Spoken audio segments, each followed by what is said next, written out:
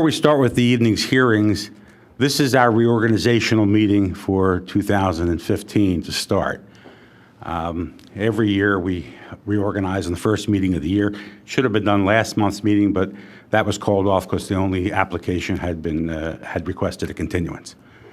So we're doing it now. When I took this job at the beginning of last year, I didn't want it. I agreed because of the appointments and the terms. I was the only one with a lot of experience. So people asked me to do it. I said, I'll do it for a year. My year is up, and I'm resigning the chair, although staying on the board. And I propose, and I'm going to nominate Brad DeLizia to be the chairman for this year, as he promised me he would do when I agreed to take it for last year. So whether it's proper or not, I'm making the motion. Any seconds? Second. All in favor, say aye. Aye. Anyone opposed? Maybe your wife would be if she were here. Okay, the motion is carried, and he's the new chairman. I will keep the chair long enough to request motions, if any there be, for vice chairman. Mr. Former Chairman and new Chairman, I nominate Bill Martin for the position of Vice Chair. I'll second. Okay, it's motion. Motion was seconded. All in favor, say aye. Aye. Aye. Any opposed? Done. We have new officers, and I will now vacate this hallowed spot. You don't get to get my coat.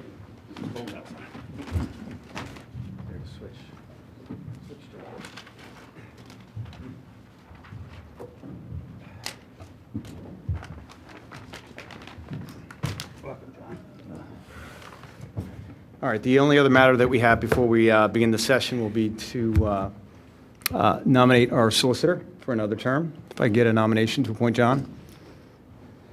Mr. Chairman, I move that John Ryan be appointed Zoning Hearing Board Solicitor for 2015. Get a second? Second the motion. All in favor? Aye. Any against? So carried. Thank you, gentlemen. Okay, well, we're going to commence February 19th, Radnor Zoning and Hearing Board. We have 5 matters tonight. The first matter is Appeal 2933. The applicant, James A. Maxim, property located at 925 Hunt Road and zoned R1, seeks relief from Article 4, R1 Residential District, Section 280-17, accessory structures, paragraph C and D of the zoning code in regard to setback in order to construct a 2-car garage and relocate the air conditioning units. Assume you are the applicant? Yes, I am. Great. I don't know if I should say congratulations to you, but We'll see. yeah. You can congratulate me, actually. Congratulations. Shall I swear him in and say this? If you raise your right hand, you do solemnly swear or affirm the testimony you're about to give will be the truth, the whole truth, nothing but the truth. Yes, I do. Good. State your full name, please. James A. Maxim. Great. You may put on your case. All right, great. Well, we have been a township, a resident of township for 28 years at this particular property. And because of the creek that runs right next to my home, I'm requesting to put up a 2-car garage so that I can have more storage. I don't have a basement because of the water tables. And I need to convert my garage into a therapeutic area for my back. I've had 3 back procedures done, and I need some equipment that I need to put in there for my daily routine. And although I've been there 28 years, I have to do that now. So I'm requesting to put up the garage, which I need a setback, a variance from my neighbors. And I have letters from both my neighbors. I only have 2 that I believe are in your packets. They're in favor of me doing this. And that's what I'm requesting. I'm sorry, did you say they were in the packets, the Yes, letters? they are. If you don't, I brought some extra. Yeah, we do not. We didn't get them. Do you have, how many copies do you have? I brought 10. 10. Okay, great.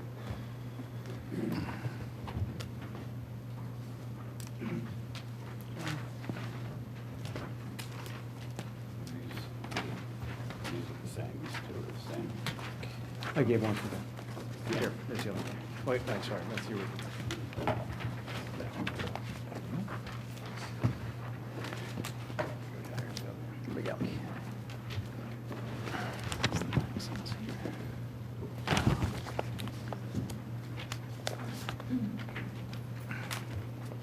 go.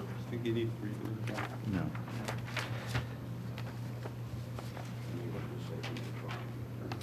Yeah, if you could just describe who is who on each letter. Okay, Barbara Prescott and Dave Prescott are directly across the street from me.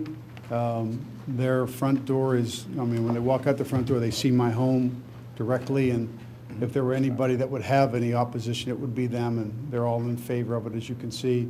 And then the only other neighbor I have, which is beyond, looking at my home, would be on the right side, would be Michael Salas and his wife, and they're in favor of it as well.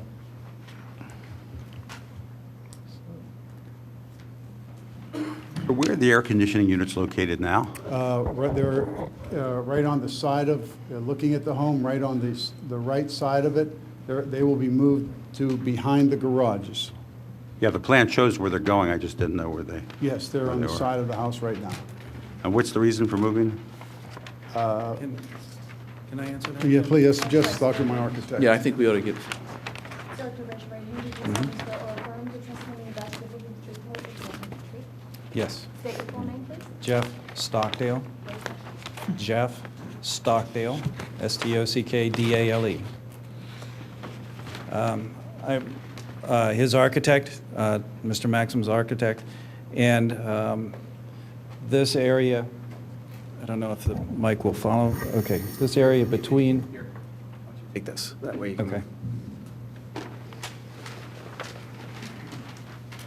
Sure.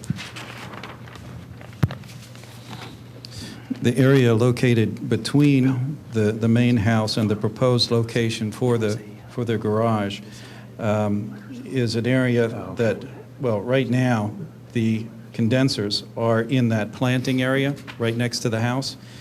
If we put the garage here, which is what we hope to do, I'm concerned that the reverberation sound from the condensers will bounce off of both of those buildings and cause some problems. So we wanted to move them into the back. And so I've indicated them here on the blow-up detail.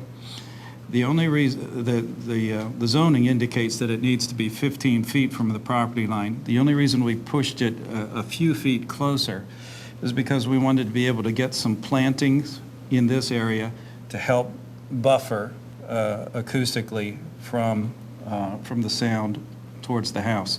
Now, there's very heavy planting right now along the property line, so as far as the neighbor, the same kind of a thing. They should already have that buffer in place. Mr. Maxim, I take it that, it's certainly a major, if not the driving reason for this is your back problems and disability in that regard? Correct. Has any consideration been given to locating the garage elsewhere on the property? Yes. Where it would comply with the requirements? Yeah, we'd love to, but based on the layout of the land, there's really, the driveway that you see right there as you pull straight into the property, other than coming across the front yard and putting it in front of the house, there's really, because the floodplain is behind the house and even further on the right, there's just no other place. But a one-car garage would fit nicely inside the requirements, correct? I would assume so. You're talking about putting a one-car garage in this location here? Sure. There would be enough room to get a single-car garage in there. They currently have 2 cars, and then there's the desire that they have to get storage. Like he stated, there's no basement. He has no place for storage in the house, so he's looking to get storage in there as well. Now, why couldn't the whole thing just be slid closer to the house a bit? Well, the challenge was, if I put it that much closer to the house, that if you see that side entrance and towards the back part of the house, if I move it over that way, it really, just from an aesthetic standpoint, it just doesn't look quite as good. And that's why I asked my neighbors if they would mind, and they said, absolutely not, Jim. It's a narrow it's a narrow area, and I wanted to have it as wide as I could so that I could have easy access to that, because basically we use that and the side entrance more than anything to get in the house.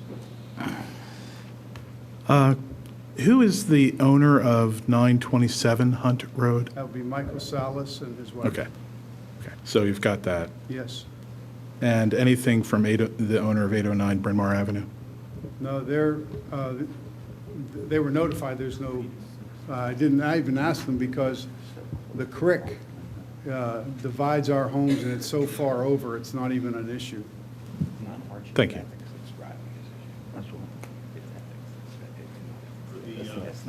The Solaces, are they familiar with your plans for the air conditioning unit also? Yeah, very, very much. In fact, their units are also on that side, on that side of the house facing my property. Okay.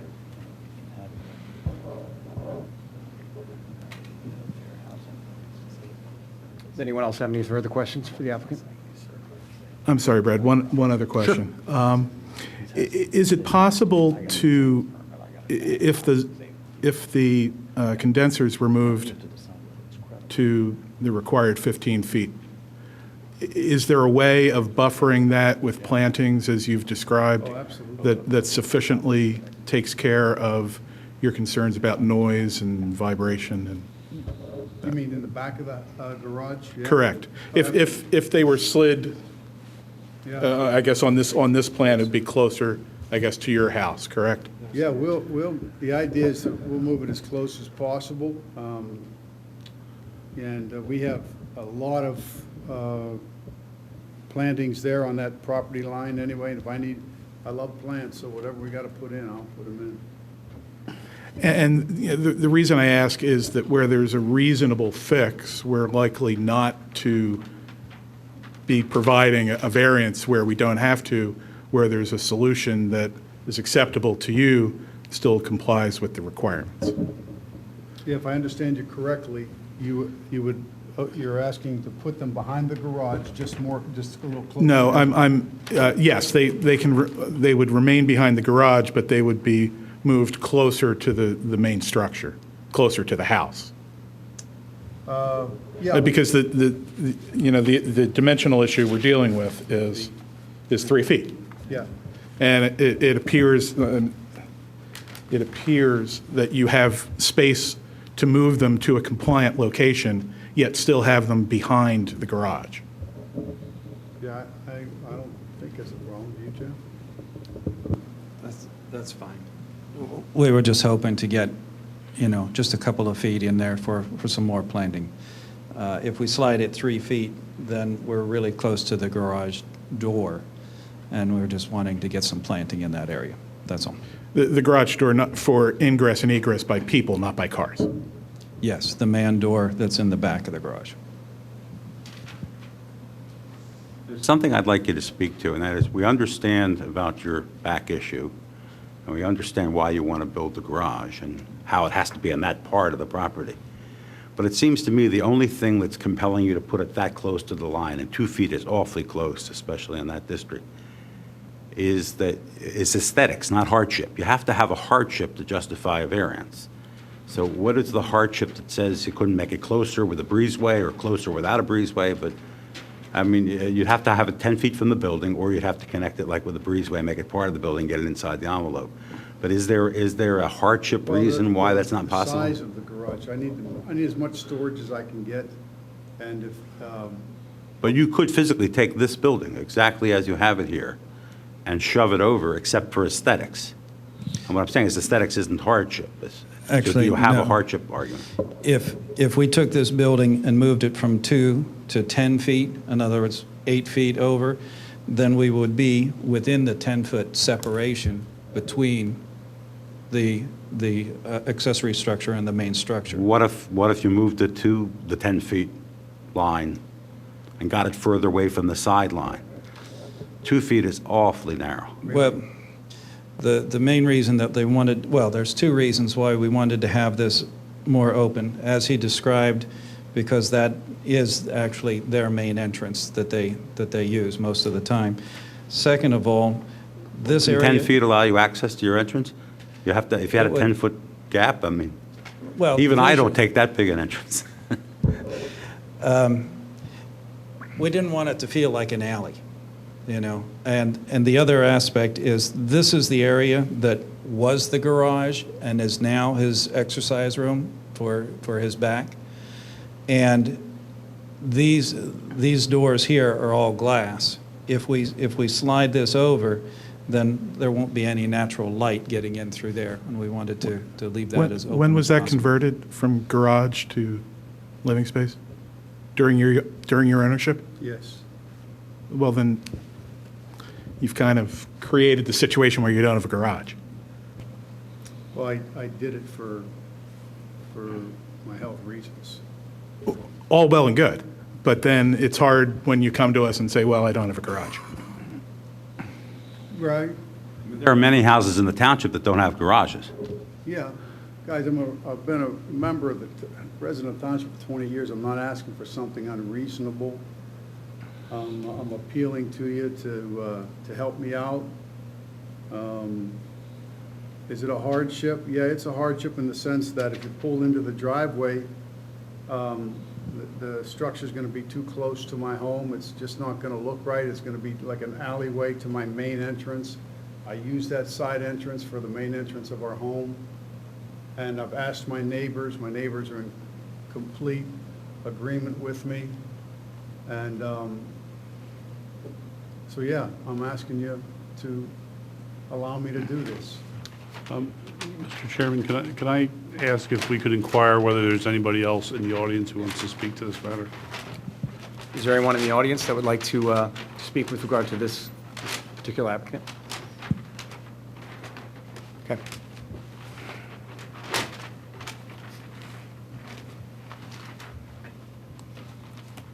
Is anyone prepared to make a motion, or are there any other questions?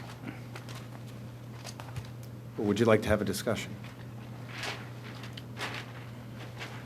In the character of a discussion, I appreciate the preciseness and significance of the questions raised by the other members of the board, but I'm sympathetic to the applicant, given the circumstances he's presented, given the practicalities of the lot and the proximity of the adjoining homes and the indications of support from the relevant property owners. So I understand the nature of the questions being directed on the issue of hardship, but that being said, I still find myself sympathetic. Thank you.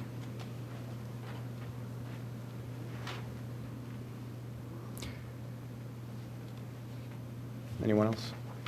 I mean, I think I am as well sympathetic. I'm not as sympathetic on the air conditioning side, but I understand on the garage side.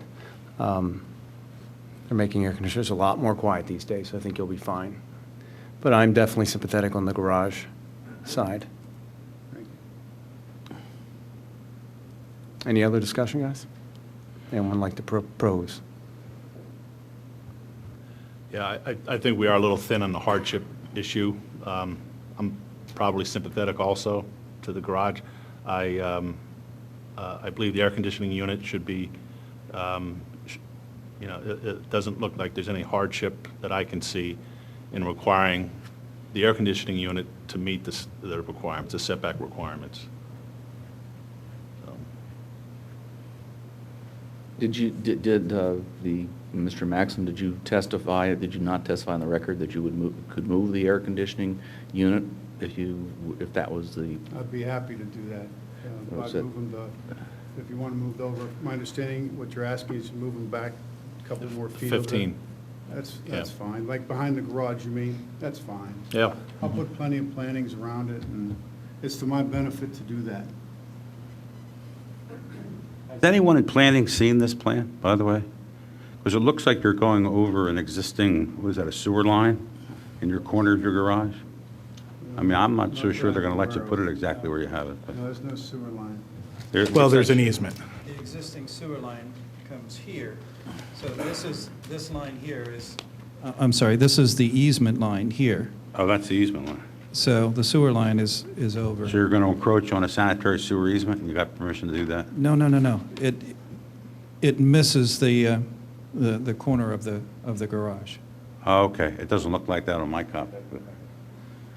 I mean, I just say that because you may be solving another problem by moving it over at least a couple of feet, but you're not offering to do that? Is that clear? You're not offering to move it over at all as a way of getting our sympathy? Noah, what do you want me to do? You tell. Just want you to give an answer. I've been in a That's- township 28 years, I pay my taxes, I don't cause trouble, my neighbors want me to do it, I got a back challenge. And we're No, glad to have you, but the question is, are you not, I just need a yes or no. Noah, look, I'm a reasonable guy. If you want me to move it over a foot, I'll be happy to move it over a foot. If you want it 2 feet, I mean, what do you want from me? Tell me what you want. It's actually, you're asking us for something. It's your burden. You tell us what you're willing to do. We'll say yes or no by a vote. It's that simple. I'm just asking you to tell us what Yeah, you're willing to I do. guess, Jeff, are we, just so that from my understanding, what are we asking now? How close to the line? We're at 2 feet, and I see what you're saying, that it does look like we do encroach slightly on that. And rather than trying to get a variance for the sewer encroachment, I think that if we moved it over another foot, we would be clear of that. So We have no ability to give a variance for a private easement. That's between you and the easement holder. So we could give an approval that says build the Sears Tower right over the easement, and you're still going to have the holder of that easement can go to court and keep you from doing that. That's no problem. Understood. I guess what I'm saying is we're content to increase the setback from 2 feet to 3 feet so that we don't have that easement problem, is what I'm saying. Mr. Chairman, can I offer a motion? Absolutely. I'd like to make a motion that relief be granted to the applicant to construct the garage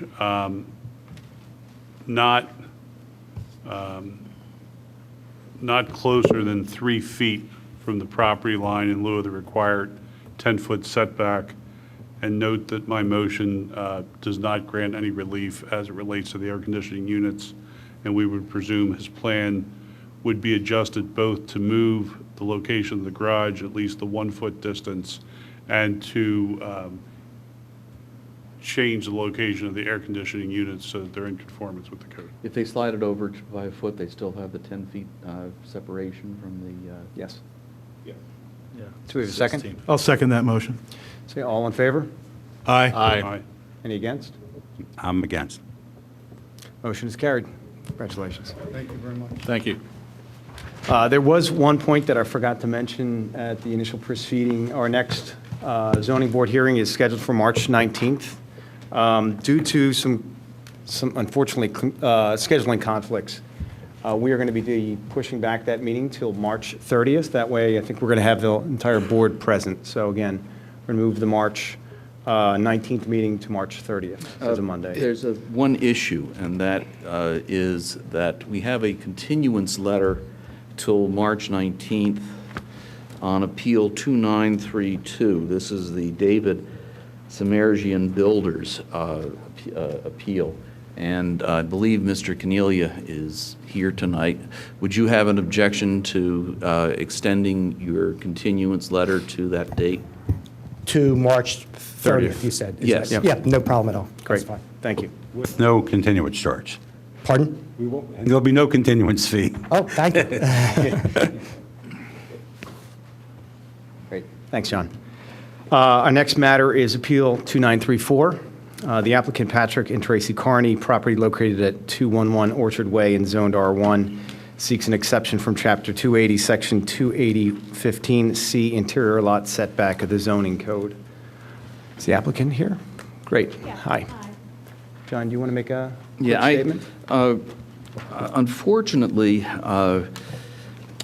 and this is not us trying to, my suggestion is not because it's fun to be hard and nasty and oppressive. There is a body of law in Pennsylvania that says that if you don't properly notice the hearing and describe what you want, that the hearing is defective and any approvals that are granted are void from inception and can be challenged indefinitely into the future. There are a number of people, myself included, who would have written that rule a little bit differently, but that's what the Pennsylvania Supreme Court has done. Your notice just says you're looking for an exception. There's a special exception, there's no such thing as an exception, but I think what you really need is a variance. And I think that if we don't advertise a variance, this could be subject to challenge forever. Normally, when a decision is granted and an approval is given, there's no appeal after 30 days from the mailing of the decision. And so a decision that's subject to challenge indefinitely doesn't do the applicant as much good as a decision which, when the appeal period runs because it was properly advertised, then you're okay. Now, I noticed that the other appeals said they asked for relief from certain sections, and it doesn't say the word variance, but at least shows the nature, that they want any kind of relief they need. Your notice specifies an exception, and I'm concerned that that creates a problem under this body of law. I also, if I read your plans correctly, you may, I think you're a little over on impervious coverage right now, according to your plan. Well, that's correct, but we would address that at the building and permitting stage. You're going to get so you're not looking for a variance on? I'm not, no. So you're going to take up some impervious Yes. coverage? Okay. Well, that would be, if you're not looking for that, that would be fine. It would be helpful, though, to have a plan that showed, this sort of, if I read your plan correctly.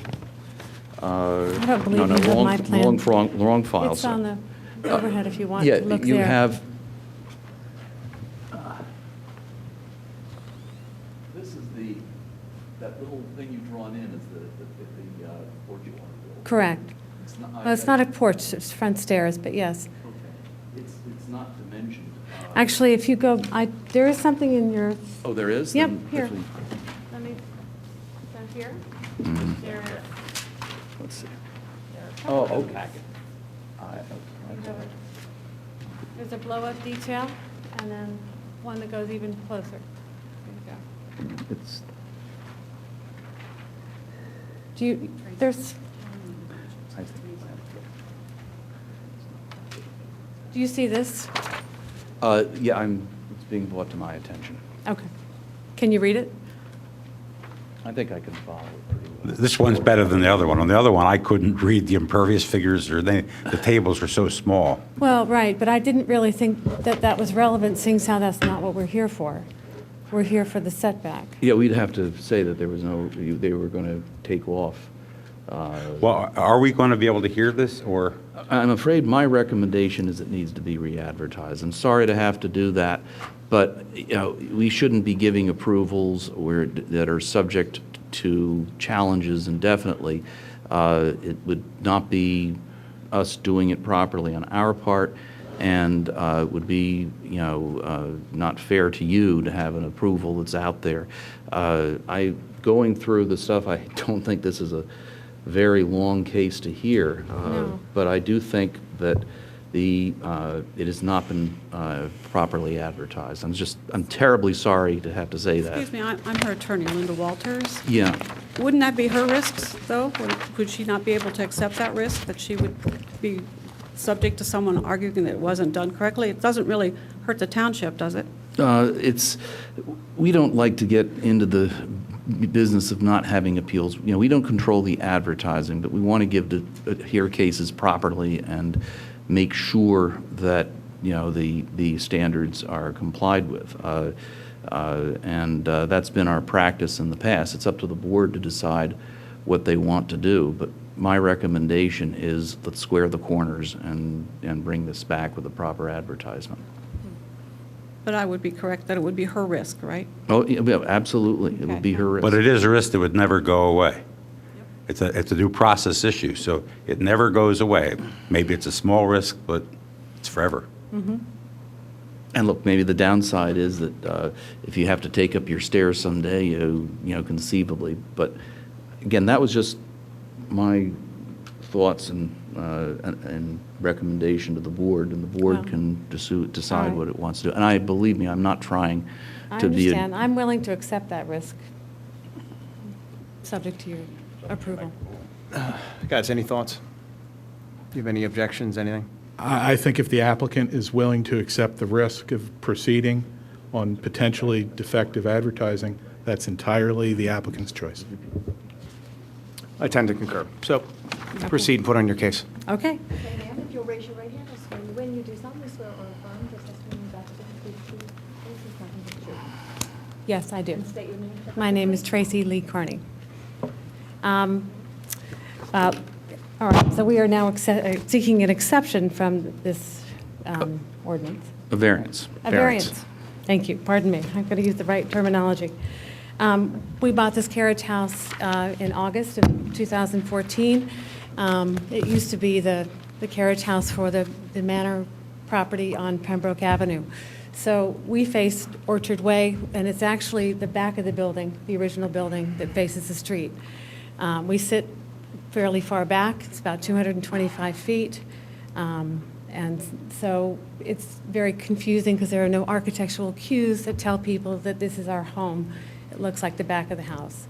If you see on this drawing, the existing front door is over here, and where you're approaching, it's very hard to find the door. John, should we mark these? When you step away, Yes. could you use the mic? Do you have that Oh, sure. radio mic? Yeah, Yeah. sure. Why don't you take the wireless? That? Oh, it's back here, okay. And then what do you want to mark this? Let me get the things. I was writing something down from the last. You one. get to take. Do you want me to the repeat what I numbers. said then? We're going to mark your exhibits as you go through them, so if we Sure. need to reference them, we can. This is the proposed front store addition, Okay. the smaller drawing. We'll do the application as A1. Yeah, So let the me entrance is- just let me pull this. Yeah, you got actually the application is A1. They've got exhibit numbers on. You have A2 for the. Oh no, this is wrong one. Wrong one. Sorry. This is. I apologize. I'm not doing well today. It says attachment 1 is engineered plan and elevation. So I had it right here. These drawings should be behind the site plan. Yeah, so why don't we just use what they've marked so far? Okay. Yep. Okay, proceed. So the existing entrance is here on this corner, which is the east side of the building. But it's far, because the entrance, the driveway is here, and you're approaching here. So we'd like to add front stairs to the front of the building. We feel this property is very close to the corner of Orchard and Luella. We feel that it's important that the house relate to the neighborhood, and that it does not right now.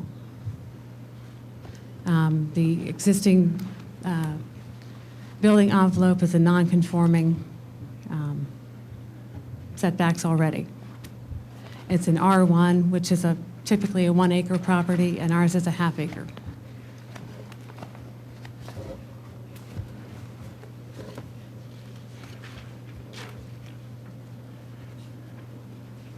what do we call in the next plan? The one that shows those distances from the stairway? Is that, It's just a detailed plan of the but what are we site going to plan. call it for exhibit purposes? Yeah, Oh. we can call A1A, A1B, A1C, since it's called attachment 1. Because I have a question about that plan. Okay? As I read it, the front yard requirement in R1 is 60 feet, and because you're an interior lot, it's increased by to 1.4 times, which I guess is 84 feet. From the lot line, which in this case would be the most parallel to the street, and you have the right one here. Now, I don't see the dimension on here of the nearest distance, the shortest distance between that property line and the closest part of the stairway. Are you looking, I'm sorry, are you looking at this one? I am. I see a distance from the building to that line on either side, Yes. and from the upper part of the stairway from either side. But what about the down part of the stairway? Oh, I'm sorry. I think you're correct that it's not marked, but. And that's the looking- most critical thing, because that's your biggest Sure. degree of variance. You're asking- So if you look at the larger scale drawing, the more detailed drawing, it Which one is says- that? This one here. I don't know what you're calling it. Well, we haven't, okay. So it says the maximum width would be 8'5" from the house. No, but the relevant thing is You wanna from know there to the setback. property So line. if that's 8'5", and the width from the house to that property line is 52.46, so let's call it 52.6 just for convenience sake. So 52 minus 8 is 44, 6. That would be the closest approach, 44.6? So it doesn't meet the extended yard requirement because it's an interior lot, but it doesn't even meet the basic requirement if it were not an interior lot? Correct. Because of, yeah, you don't count the flag part.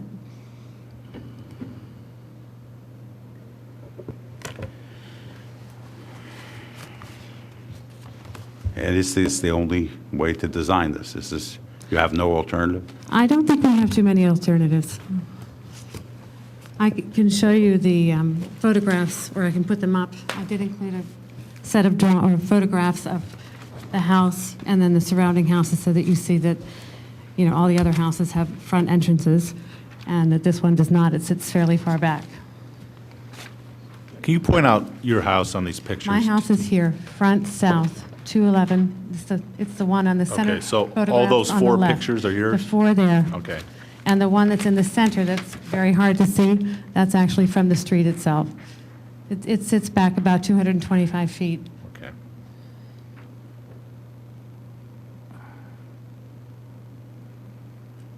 I see.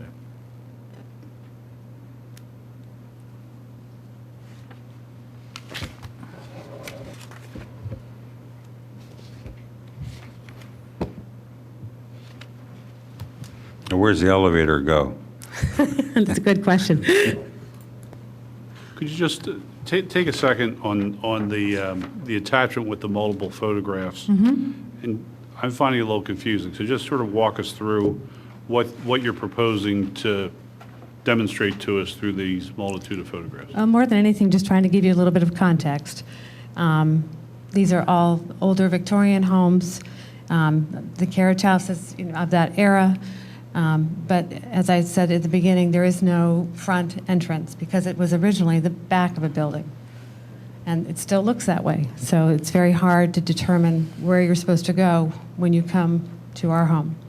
And that's your only means of access, isn't it? Yes. No, you can't come in the other way now, No, someone else's that is the property. only that is the only access. Yeah.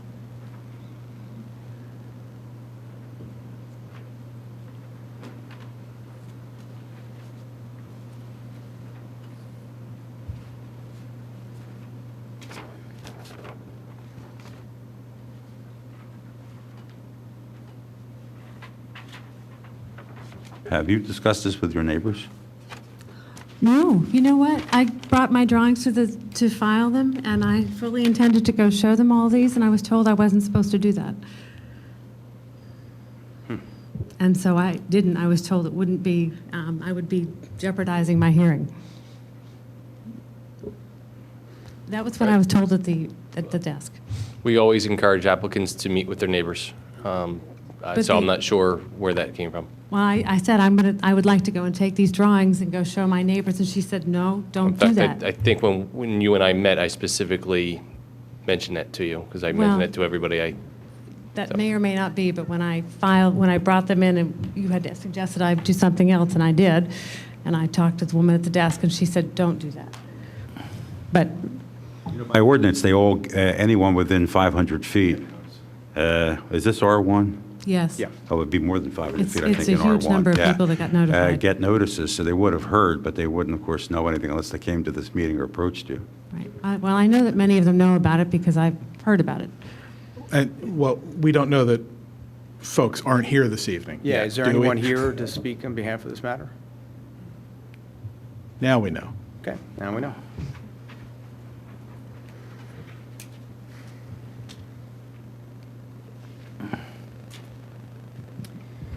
Well, if there are no other questions, I'd like to make a motion Sure, go right ahead.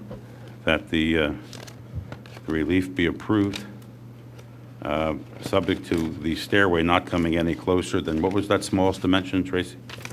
I think it was the maximum, the 46 feet, 6 inches. 46 or 44? Was it 46? Well, it's 8. 52 minus 8, so that would be 44. So it's 44.6 44. inches. Yes. Provided that it does not come any closer than 44.6 inches to that property line, which is the closest to parallel to the street on which the house faces. That's my motion. Is there any comment or discussion on the motion? Second first. We're going to, We should make sure we get that math right, because I think it was like a fraction, 0.46 or something, but without casting in stone the numbers you just mentioned, I'm in favor of the motion. Is there any way to give us some more precise so I can revise my motion? Sure, Do let's we see. really need that? Well, we have to do something. So. Well, We have a plan. they submitted a plan. But this plan, you see, the plan doesn't show that. That's the problem. The problem is the plan they submitted doesn't show the got you. smallest Got you. distance, the closest approach. Well, You have to the- interpolate from two plans and do some math. Right, right, So there right. isn't like a plan we can say we approve it as shown on X plan. Can you say 44.3? That'll give me a little fudge factor. I mean, a few inches is a field change, so I have no problem with that. So I would amend my motion to say no closer than 44.3 inches to the property line that I 44 mentioned. feet, 3 inches. 44 feet, 44 feet, point 3. 0.3 inches to the property line that I mentioned before. That's 0.3, not 44 feet, 3 inches? It's different. But She's saying 0.3. I did. That's, if Which you'd is like actually to say- 4 If inches. you'd like to say 3 All inches, right. that'll be just fine. Just keep it simple. We just have to 44 agree on feet, what it 3 says, so he inches will knows be what to fine. put in there. do we have a second? I'll second it at 44 feet. Great, there we go. That's even better. I hear 43. Do I hear 43? Is there any discussion? Anything? Just one point. They're not requesting a variance from impervious coverage, so you'll have to pull up some impervious coverage Correct. somewhere to not have no net increase in impervious. So, all in favor? Aye. Aye. Any against? All right, so carried. Great, thank you Congrats. very much. Thank you.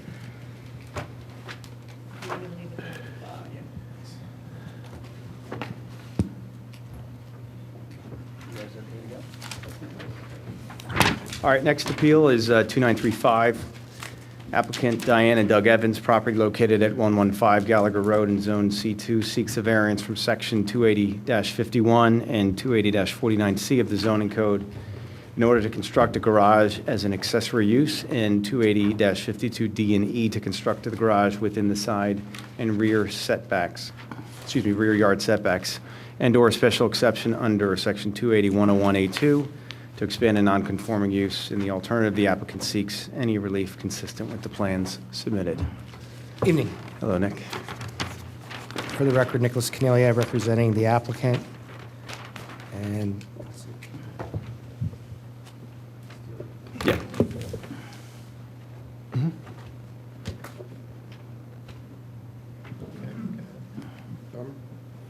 If you'll go, raise your right hand, please. You do solemnly, are you going to testify? no. Why don't you stand? Yeah. Just in case. Just in case, okay. You do solemnly swear or affirm the testimony you're about to give will be the truth, the whole truth, nothing but the truth. Yes, I do. And state your names for the record, please. one at a time. Diane Protesto Evans. What's that middle name? Protesto, Spell that. oh, P-R-O-T-E-S-T-O. Oh, P-R-O-T-E-S-T-O.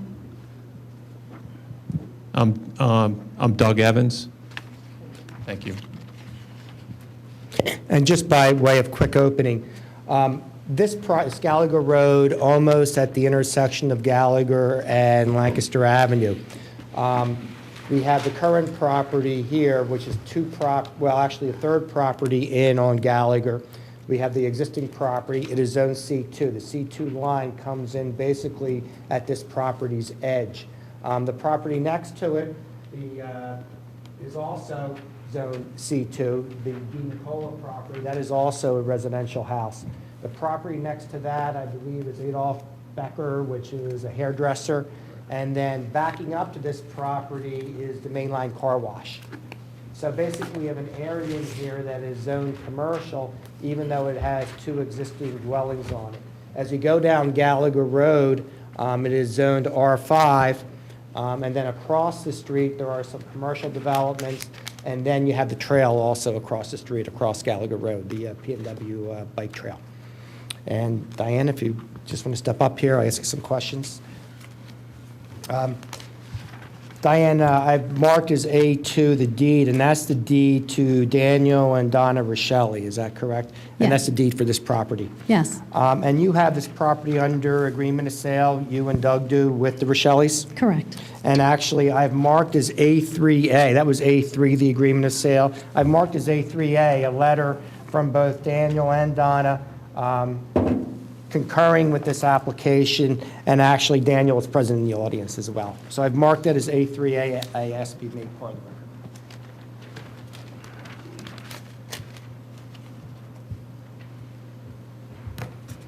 the record.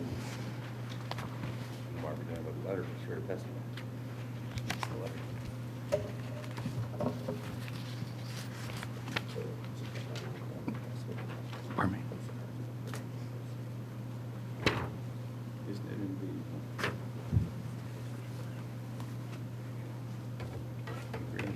And then Diane, when was this house built? 1956, And it's always been used as a single-family residence? yes. Can you I gave a brief opening as to the location. Could you also describe the location since you're under oath? Oh, the location? That start up the top at Oh, okay. at Lancaster? So up at Lancaster Pike, you do have the beauty salon, and over here you have When you say some over small here, commercial. remember, you're gonna have to you're gonna have to describe what you're talking about. Coming down from Route 30, so when you're coming down, it would be on your right-hand side. You have some small commercial, probably C2 buildings. And then you have the bike trail, and then you have residence, which is C2, we're C2, and then from our border on is R5. And they're all residents? Yes, all on down? residents going all the way down the road. And some of them, I think, are twins, some of them are Yes, single families, yes. and actually some are apartments on Gallagher Road, Exactly, you too. have like a Okay. quad there also, so. And your plan here is to occupy the residence? Correct. And you and your husband will live there? Yes. And I guess one of your children at this point? Maybe, yes. They're older and they're But they coming and going. Coming and yes. going, as older children do, okay. Yes. And the property currently does not have a garage, is that correct? It does not. So what you're requesting is, from the board here this evening, is to add a garage, and you need this request because, again, this is Correct. non-conforming commercial property, and you're using it for residential purposes. Correct. And you're proposing to put a garage. And actually, the garage is outside of the C2 setback, correct? Correct. But what we've done is we've actually made it 10 feet from each the rear and side property lines. Yes. And by making it 10 feet, that's actually better than R5. I believe R5 requires only 3 feet. 3 feet, yes. But you're actually requesting that it be 10 feet from the property lines, correct? Yes, that's right. All right, and as you're complying with all other zoning requirements, Yes, we are. I will note the C2 zone says that if you're between a residential and a commercial, that you need a buffer planning strip. So we're actually asking for relief from that also. To be technical, according to, when you look at C2, it says you're supposed to have a buffer planning strip between the two properties. But in this instance, again, they're both residences between the two properties. And actually, not only are you in conformity with everything in the C2 that we just described, except for those couple items, you're actually in conformity with everything in R5. We developed a plan so that you conform with the R5 requirements Yes. as well. Is that correct? Correct, And yes. that includes both the impervious coverage, the building coverage, and everything of that nature. Yes. Okay. Just to show some pictures.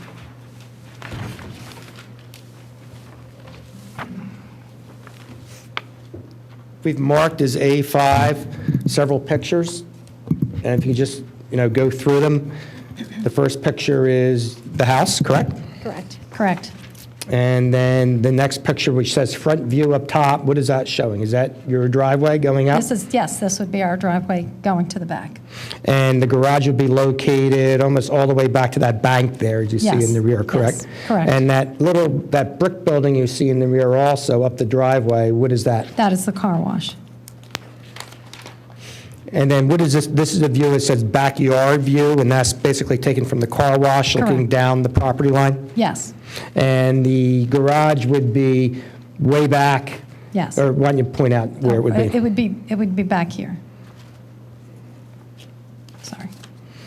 And then you have a side yard view, and can you just describe that Yes, side yard view is That would be from? over to the right, so it would be back here. Okay, is that your opposite side property line? That's the opposite Yes, property line? this is Okay. the opposite, yes.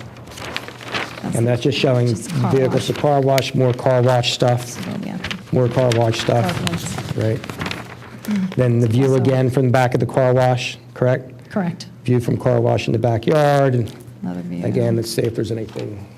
Different. The other garages, Yeah, the right other next to garage us. is right next to you, okay.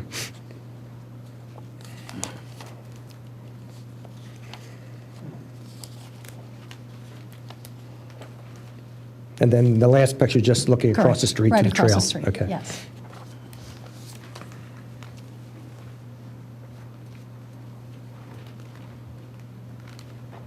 That's all I would have at this time. Unless the board has any other questions. Yes. Have you talked to your neighbors on each side? I did, I tried. I knocked on both doors Okay. and And there are folks here tonight? One I neighbor is believe here. somebody Okay. is, yes. And nobody was home at the time or answered the door, so. Okay. Nick, are you asking for a use variance to use this as residential parking as well as the, It would be either a special exception to expand a non-conforming use. I don't think it comes under that one. Or Because it you're not would be- expanding the use in a non-conform, in a building, or expanding the building that has a non-conformal use, so it doesn't really fit under A2. Oh, yeah, See- we're expanding, we're requesting a garage because a garage, again, it's residential use in the C2 zoning Oh, district. yeah, no, I'm not- Even though it's currently used as I'm residential. just trying to get it technically, because Sure. you may I need a think technically- variance. I think you need a variance, a use variance to use it for a residential garage, and then you need a variance to deal with the 15-foot required buffer, planning And the buffer. buffer and yeah, also the setbacks And the as well. setbacks. Because Because the use technically- variance, as you know, has a higher standard of hardship, so Yeah, can you ask them about the hardship? Let's put something on the record about that. Okay. Currently, is there a garage on this property? No, there is not. Okay, and is it normal for a residential property to have a garage? Yes, Okay, and will you be storing your cars in the garage as well? yes, we will. All right, and also, no, I don't know if I entirely agree that it's not a non-conforming use and cannot be expanded under 101, but, you know, we obviously have no objection whether it would be a variance or special exception relief. The use What do you of the think, John? property for residential purposes is non-conforming. That's That's non-conforming. That is non-conforming. My thought is that you need the variance for the placement of the garage, but the use is not a variance use, it's a non-conforming use, and the garage, I think, is accessory to a use that is authorized by non-conformance. That's how I would read it. The problem I had with looking at it that way is that the C2 doesn't provide for accessory buildings, but it adopts C1 on that as well. And C1, it has accessory uses, but only certain ones. It doesn't cover this. And under 101A2, I think is what you cited, we can, let's say somebody has a building in which 10% is used for non-conforming use, and they want to go to 20%. That would be under A2. Or if they wanted to take a building, let's say that's 100% used for non-conforming use, and expand it by 20%, that's under A2. But this is building a new building that you're not allowed to build in this district, so it seems to me that's a use variance to build a residential garage on a commercially zoned property. Just at one point, though, under Section 51, the C2, you're allowed more than one building. You're allowed multiple buildings. It says a building or a unified group of buildings may be erected or used in section 51. So that would go along with the theory that this is already residential property and we're continuing just the residential use on the property. I'm reading from 101A2. The nonconforming use of a building shall not be extended or enlarged, and a nonconforming building shall not be extended or structurally altered, except insofar as, they talk about safety, except by special exception. It never talks about an additional building being used on the property where there's a nonconforming use already taking place in another building. Yeah, the code doesn't address that, actually. it But does. it does address that you're allowed more than one building in the C2 Yeah, area. yeah. Again, I guess where I'm coming from, and, this might, you might well disagree, the use is non-conforming. The protection, and the property is residential, is non-conforming. I don't think you can, I do not think you can artfully, either deliberately or by happenstance of the use of language, chip away at the essential constitutional protection of the non-conforming use. Therefore, I don't think that the burden goes to the full use variance burden for an accessory use that is commonly incidental to a use of a residential use, which in this instance is protected. I just don't think that the cases would support that. I do think they need a dimensional variance, but I don't think if they were to go, this was a commercial property and they wanted to come in and tear it all down and build a residence, the full panoply of hardships and bells and whistles would apply. But the use has a constitutional protection, and I think that that constitutional protection would obviate the need for a use variance as opposed to a dimensional variance. And there's a whole line of cases, starting with Jenkintown Telling, which I think is a seminal case on the issue, talking about nonconforming uses and the right to expand those nonconforming uses, and almost a lessened standard for a variance in that regard also. I think some of the cases on what are really nonconforming cases couch it in you're entitled to a variance through nonconformance. It's not traditional variance analysis. Now, nonconformance, my understanding, is you cannot expand into dimensional requirements, calling nonconformance a trump card. Hence, the need here for the dimensional variance. Yeah, I would agree. We do need a dimensional variance, yes. As I said, that's why we've tried to kept it, since it is really a residential property, within the residential requirements for an accessory structure, which is 10 feet in most of the zoning districts in the township. It's a shame it's not zoned residential. I know. One of those many areas of the township that maybe things should have been zoned differently or should be Yeah, modified. I look back now on the maps, and there's a little, it's so hard to tell, and I can hand them up. Actually, I have them marked here. There's a little piece in the old zoning maps that show this as a commercial or business type use, which of course just got expanded over the years. And it's really hard to tell where that line is. Now it's clear when you look at the township map, the line is down this property line. I don't know if it's really there. It's just over the years, the way it kind of got adjusted. When you come That's down, what when it you is. come off Lancaster Drive onto Gallagher Road, and you hit that curve, once you're around that curve, you're on a residential street for all intents and purposes as far as the look. But of course, we're stuck with the code, and the district says they exist. So is there anyone in the audience that'd like to speak on behalf of the matter? I'd like to. Sure. Come on up. Thank you. Shall I swear him in? Yes, please.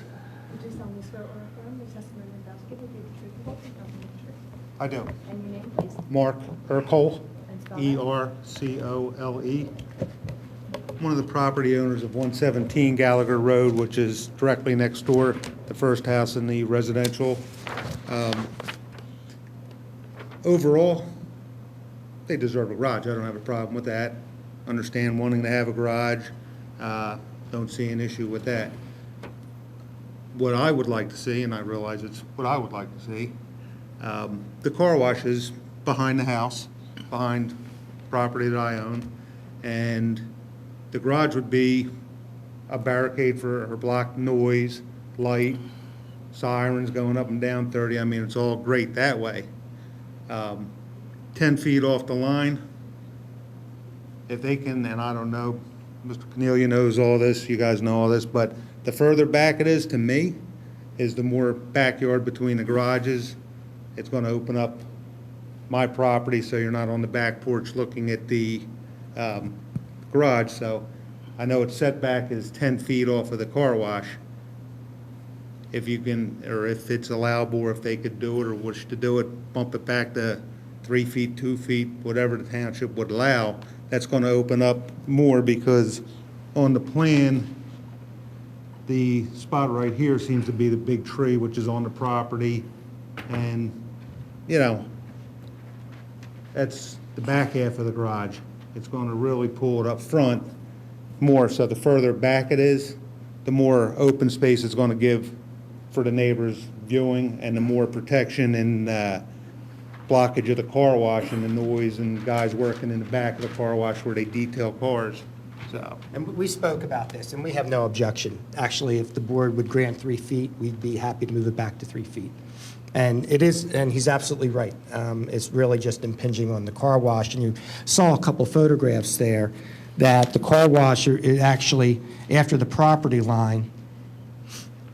And Dan, I'll just look back at you. It is after the property line, right, that hill starts at the car wash? That's correct. Okay. So you can see that, you know, there is a hill. So we have really no objection if the board, and actually my application says that we're asking for relief, you know, and the advertisement says we're asking for relief from the rear yard setback. So I believe that if the board saw it fit, that they could grant relief to 3 feet rather than the 10 feet. And the note too, in R5, 3 feet is actually the standard. If you look in the R5 zoning district, it's not 10 feet. But again, we just thought, you know, we would go 10 feet. We thought 3 feet was small.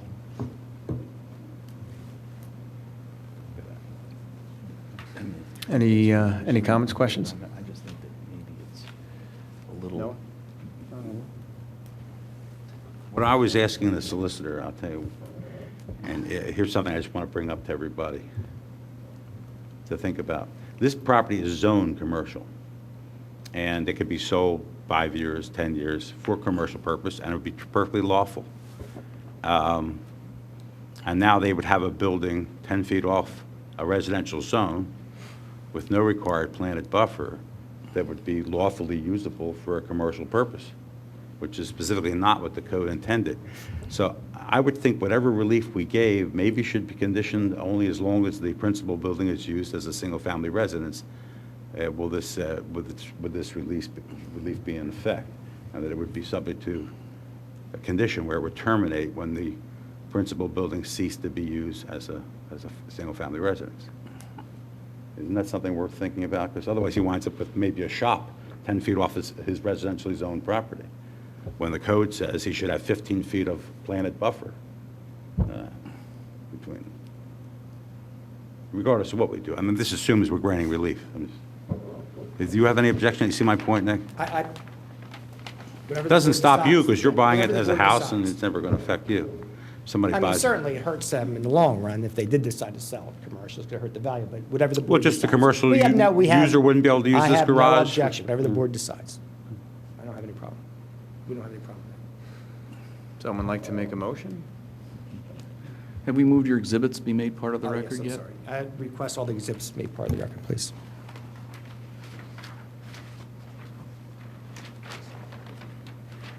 Motion? Noah? Anyone? Any questions, any discussion?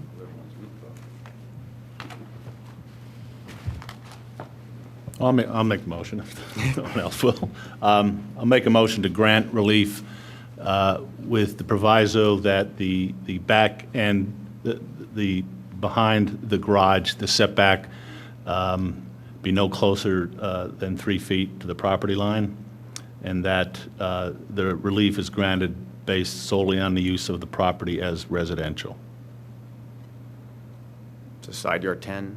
Side rear yard 3. 10, Rear yard 3, is that what you're saying? rear yard 3. That's right.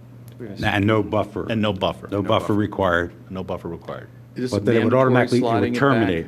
If it went to if the principal building is no longer used as a single-family residence, this relief terminates. That's correct. Okay. I, I'd second that motion. I guess I'm a little concerned. Was this advertised vis-à-vis the car? I can't imagine why the car wash would object, but the advertisement Yeah, was. the advertisement said it was a request for relief from rear yard setback. That's all it is. Yeah. Generic. I mean, in the description, we may describe what the plans say, but what appeared in the advertisement was. If relief somebody from rear yard actually setback. came in, I can't imagine they would have. They're They not. would have Car seen. wash isn't gonna, yeah. All right, so we have a Well, second. I assume they got a notice of this proceeding. Yeah, So they have an opportunity to be here if they want. but if they'd come into to the township and looked at the plans, they wouldn't have seen 3, they would have seen 10. And I assume we have no issue with impervious coverage going that much further back? Yeah, but everyone knows that we can modify these things in the hearing. I don't think you can modify, I'd be careful about modifying to the detriment of an adjoining landowner. In other words, let's say the application on file was, 10 feet away from another residence, and then we just slid the thing right up against the border. I think that would clearly need to be advertised. Here, the question is, Well, the applicant's only changing this to accommodate the neighbor who did bother showing up. yeah, but not all the neighbors were there. I mean, you help one neighbor, you perhaps, I concur that this is very theoretical, but on the other hand, I'm not so sure that we should require them to shove it up against the car wash. Well, I don't think the motion not a did that. requirement, no. He's just going to allow it. Oh, we would allow it. Allow it up to 3 feet. So they could build it where they want to, but we would allow them. to No s- closer than 3 feet. No closer than 3. Okay, but they could build. it As where to the they- rear yard. As to the rear yard. Yeah. And the garage has to stay the same size? In other words, they couldn't keep the front where it is and then slide Everything it? else is as presented. Okay, so if they move it back, it's because they slide it back, the whole thing? You'll just have to plow a little more snow, that's all. It's only 3 feet or a couple feet more. All right, so we'll take a vote on the, does anyone need to hear the motion again, or are you good? Okay. You have a good enough sense of it to write it, don't you? Yeah. Okay. All in favor? Aye. Aye. Against? So carried. Thank you. Thank you. Thank you. Thank you.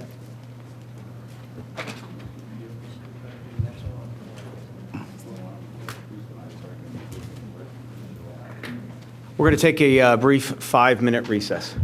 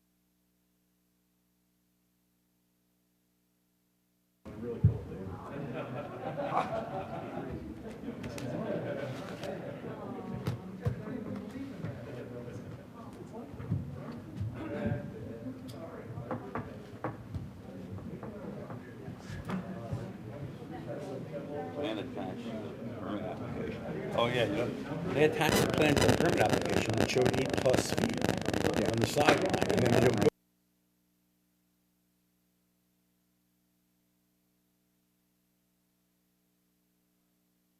We're going to get back into session. Now you know why they're not claiming any kind of variance by estoppel already. I know. I guess I should have done this when a little more people were here, but I think the board wants to thank Kevin Kachansky for serving his country for the past 6 months. We've missed you, and we're glad you're back, and thank you for doing that. Thank you. With that, we'll try to get him home.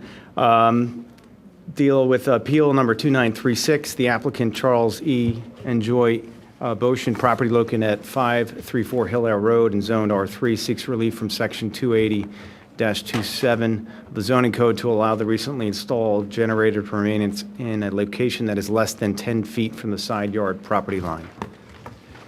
Hello, should get sworn in? Are you in the charter? No. What, just in case I... Are you an attorney presenting the case? Oh, okay, so if you'll both raise your right hands, you do solemnly swear or affirm the testimony you're about to give will be the truth, the whole truth, nothing but the truth. And state your names for the record, please. Sure you're speaking in the mic, and if you need to speak, just grab the microphone. Yeah, it should be over there somewhere. I'll have a packet. Yes, we do. Step away from the mic at the desk, you should use the portable. This is There are people at home that are watching this, believe it or not. neighbor on the west side, Mm-hmm. and they didn't get their letter in soon enough. Okay. There are 10 copies.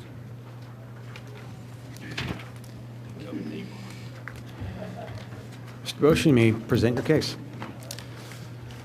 Our contractor, we had a generator installed, and our contractor installed the pad and the generator, and when the inspector came out, he would not accept it because the pad and generator were not located exactly where the permit said they were going to be.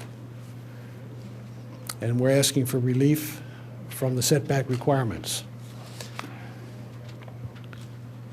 in order to leave the generator and pad where it is.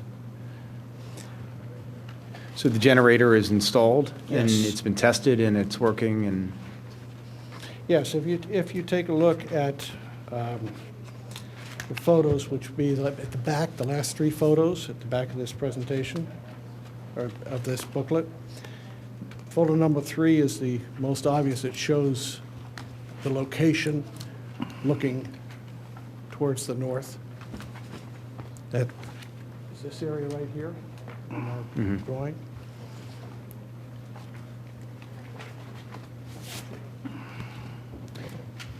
Photo number 2 shows the look that you would see looking towards the generator. And you can see practically nothing. That's standing on the hill next to, on the side yard of our property. And the first photo is actually standing further down the property, almost on our property line, looking towards the generator, and you cannot see it, as you can.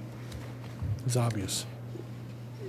Can you help me understand in the picture that shows the generator, I guess, within 40 inches of the property line?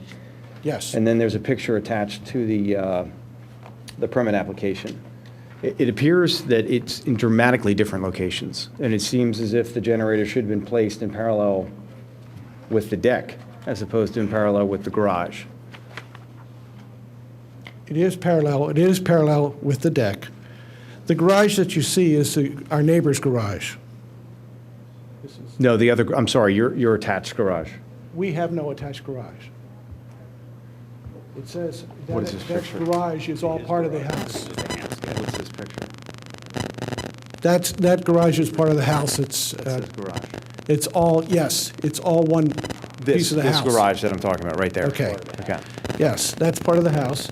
The deck extends around along the garage. Yeah, and if you see this picture, the Yes. generator is below the house and even below the deck in a way, so, Yes, and it was done that way to minimize the sound impacts to our neighbors.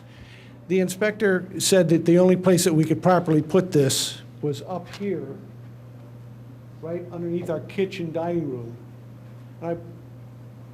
To me, that's incredible that he would ever say that, because not only visually is it impacted, but noise. I mean, it would reflect off of our walls right onto our neighbor's property. And exhaust. How often is the generator going to be operating?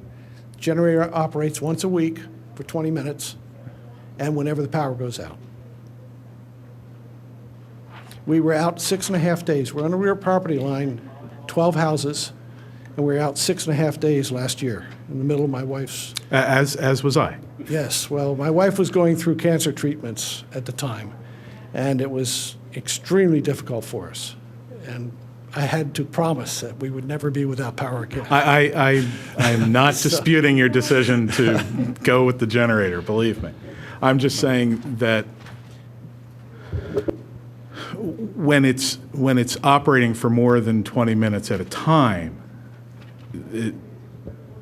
one might trade off the sound for the benefit of having the electricity. In the location that we are, the generator is totally ringed by high arborvitae. Those arborvitae are about 10 to 12 feet high, and a fence down, set lower so the sound's absorbed by the hill around it. The problem that our installers had is there were some very large tree roots from this tree that you can see on page 18. There are some very large tree roots from that tree that actually impacted the area they were putting in the generator. So they slid it down what they thought was just a little bit. As it turns out, it was a bit more.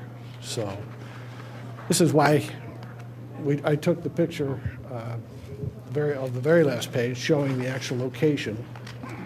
At that point, you can see the trees both on the east side as well as the west side, which is the deck side, and see the slope of the ground in that area.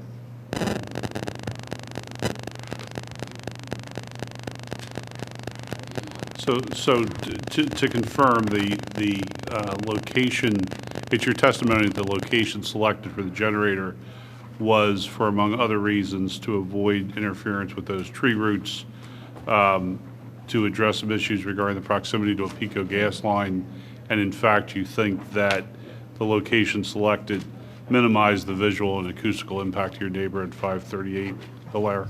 Yes, and it does, as you can see from the first and second pictures. Thank you. Just a housekeeping item. We probably ought to just put the entire packet as Exhibit A1, because all the other things like the plan are labeled as pages and could be referred to that way. So with your permission, we'll make your entire packet A1. Yeah, and I think we ought to take the letter from the Burgers Make and that just give it the next, we can just give it the next page number.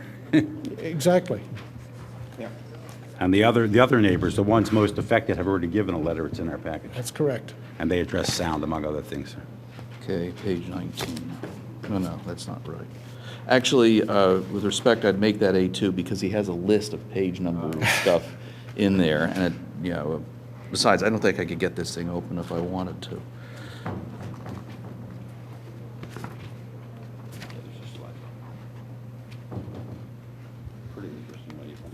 Any questions? Well, I guess, really, no matter where you put that generator, your neighbor's going to hear it. But it looks like you've taken steps to diminish that as much as possible. Absolutely. And that's all you can do. And it's a small lot in the first place. We're barely conforming. So I frankly couldn't see that there was a problem. Yeah, 10 feet's not going to matter regarding noise, I don't think. I had one other question. You said that after the installation was completed, the inspector came out and said, No. it's not where it was supposed to be on the original permit application, correct? That's correct. How do we fix that? We grant them a variance to maintain it where it is. Side yard variance, just for this accessory structure. We'll in essence, fix the permit, the variance from the, well, not, You're basically appealing. You're appealing from what the, whoever took that ruling. He didn't give you like an order to remove it, did he? Yeah, he Oh, he told me did. I either So remove this it. is an Well, appeal. but, no, but I think the basis for the removal request was different than nonconformity to the zoning requirements. As I understand the testimony from the applicant, the inspector said no because you didn't put it where you were supposed to, where you said you would put it on the application. In truth, John, even the one on the application is not where it's supposed to be under the zoning. I agree. It shows about 8 And feet. ultimately, that's what we're fixing. That was going to be my next question, is it was approved as non-conforming. Is there anyone else here that would like to speak on behalf of the matter? All right, if there's no more questions or discussion, we'll take a motion. Mr. Chairman, I move that the applicant be granted the relief requested in the application. Do you have a second? Second. Is there any discussion? All in favor? Aye. Aye. Against? So carried. We Congratulations. should have also moved the Thank you exhibits very as much. part of The exhibit, sorry, yes. part of the record. And You have to ask us to put the exhibits into the record. Yep. Just ask us, please. Would you please put the exhibits in the record? you got it. Thank you. Thank you. Thank you. I know. All right, the final matter for the night, appeal number 2937, the applicant 240 Radnor Chester Road Investment LP, 252 RCR Investments LP, property located at 240 and 252 Radnor Chester Road and 14 Radnor Way, split zone PB and R1. Applicant seeks a variance from section 280-60B of the zoning code related to building area or contends that it is permitted by right.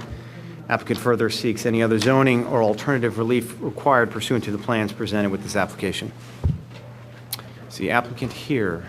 Yes, we are. Yes. Yep, go ahead. And I'd just like to put on the record, I'm recusing myself from this matter. Since it's the last one of the night, you may as well take advantage and not miss your favorite television program. Mr. Chairman? I've just been handed by Mr. Roseman an entry of appearance in this case. He's labeled it B1. Is this an entry of appearance in opposition or an entry of appearance of what? I'm George Brosman, representing the parties stated on the entry of appearance. We're just asking to become a party. We're not opposed to the application as we understand it, but I'm going to be listening to make sure it is what we understand it to be, that at this time we're not opposed to it. Okay. Can this go into the file?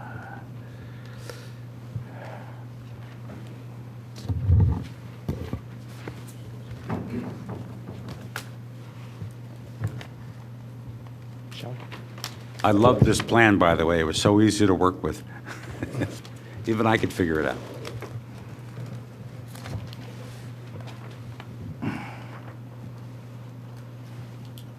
Mr. Chairman, do we want to discuss the issue of not having the benefit of the Planning Commission's observations on this plan prior to the applicant putting forth its case? If you would like to, yes, we'd be more than happy to. Yeah.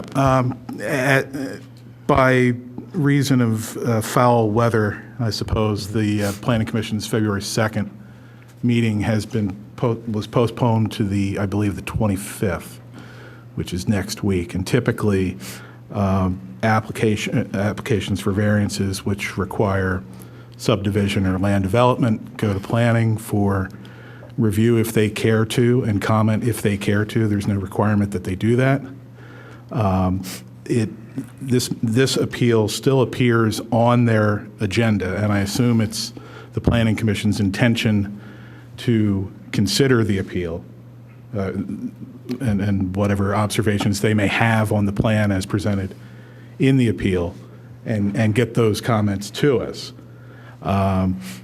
We are not bound, as I understand it, by any observations, requirements that the Planning Commission may choose to offer up with respect to the appeal.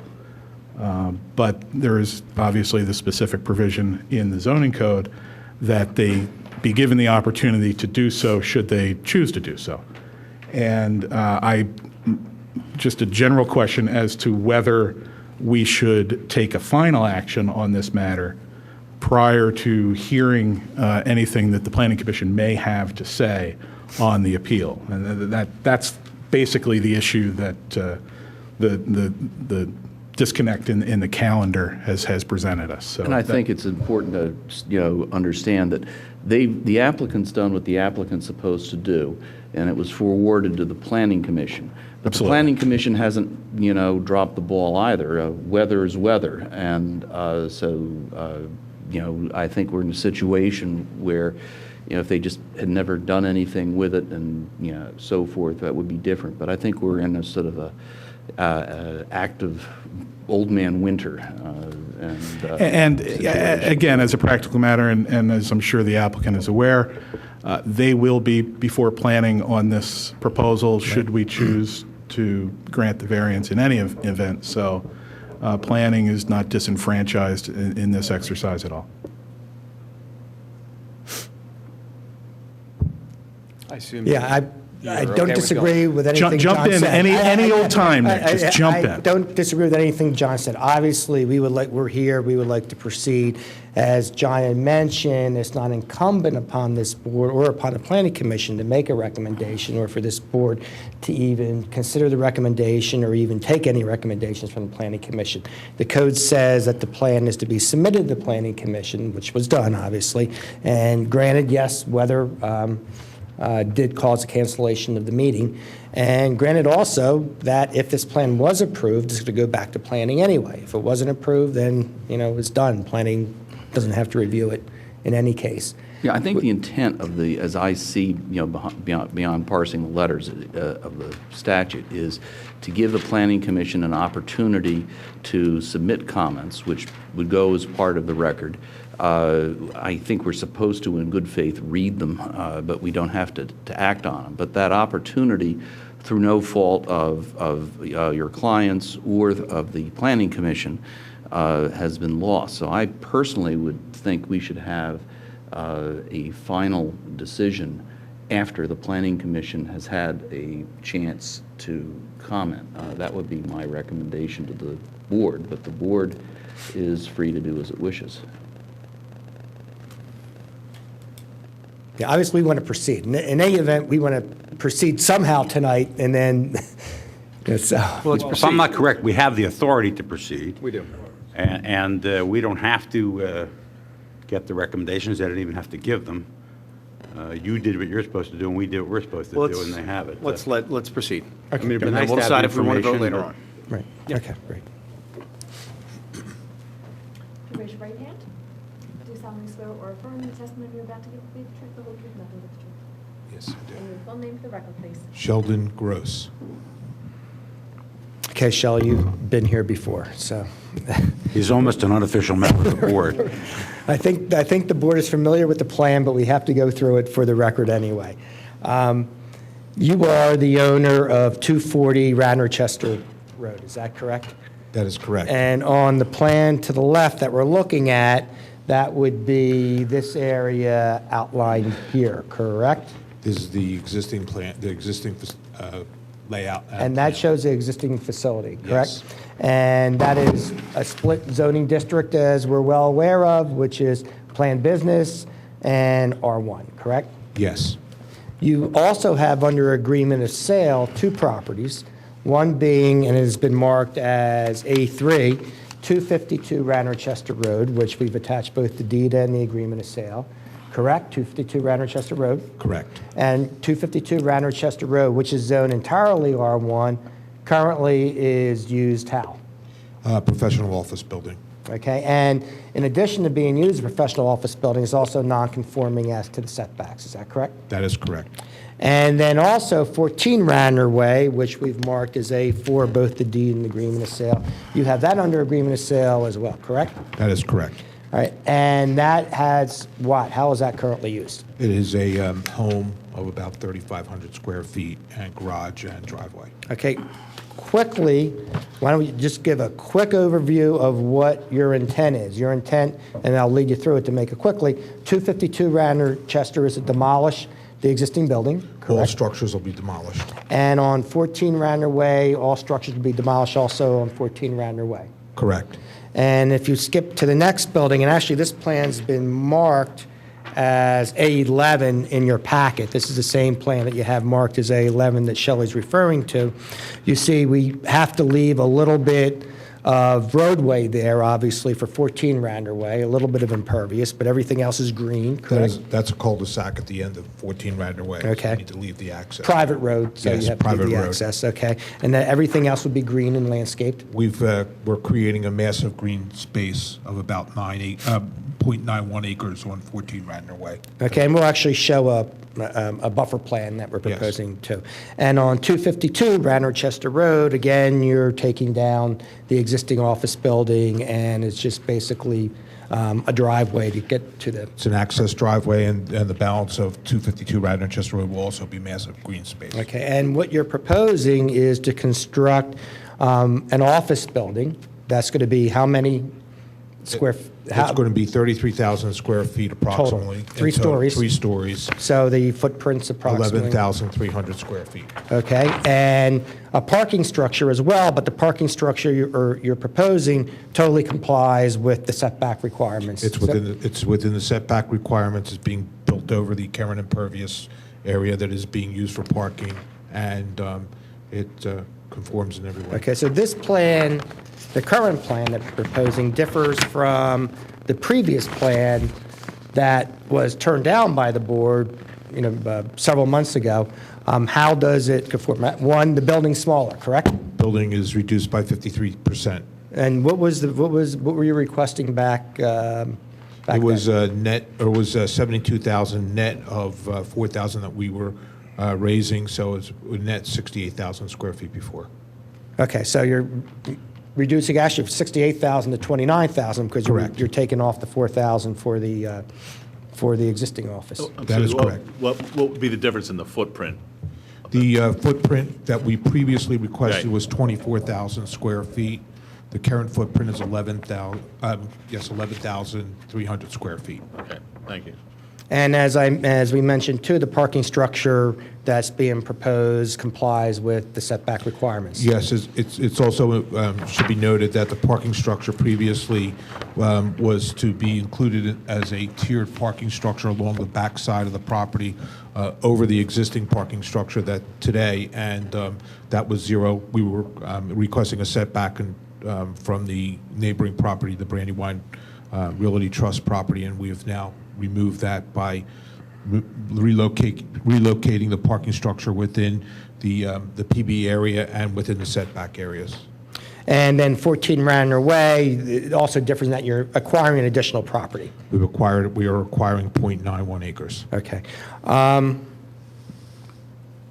Quick interruption. Is the overall parking provided in this plan as opposed to the plan last year the same?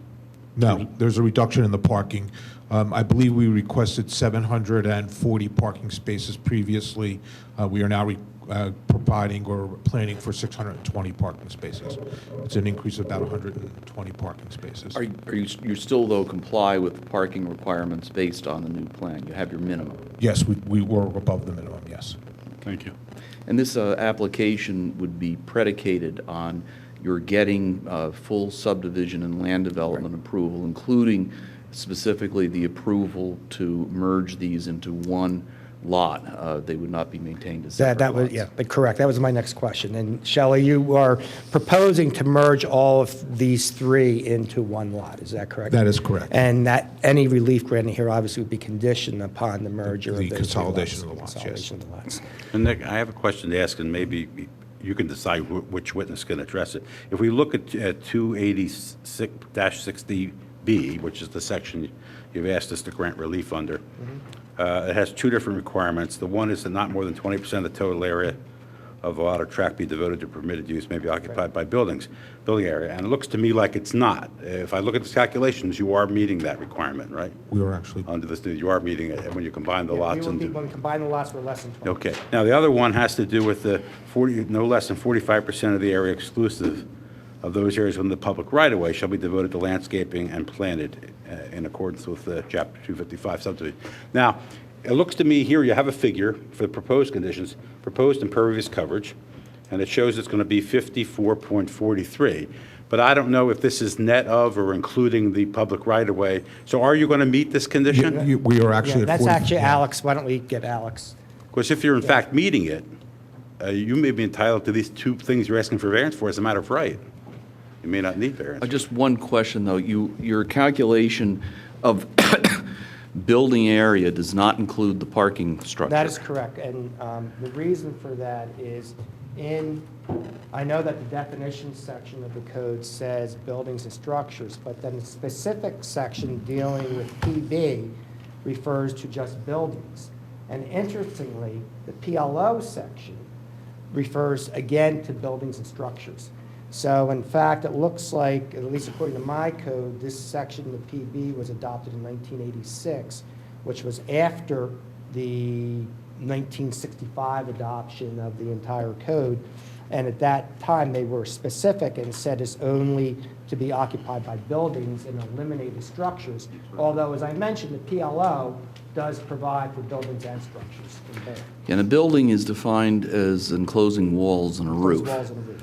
And we've had, I know their position is that a parking structure, because it has no walls, even though it does have a roof, is not a building.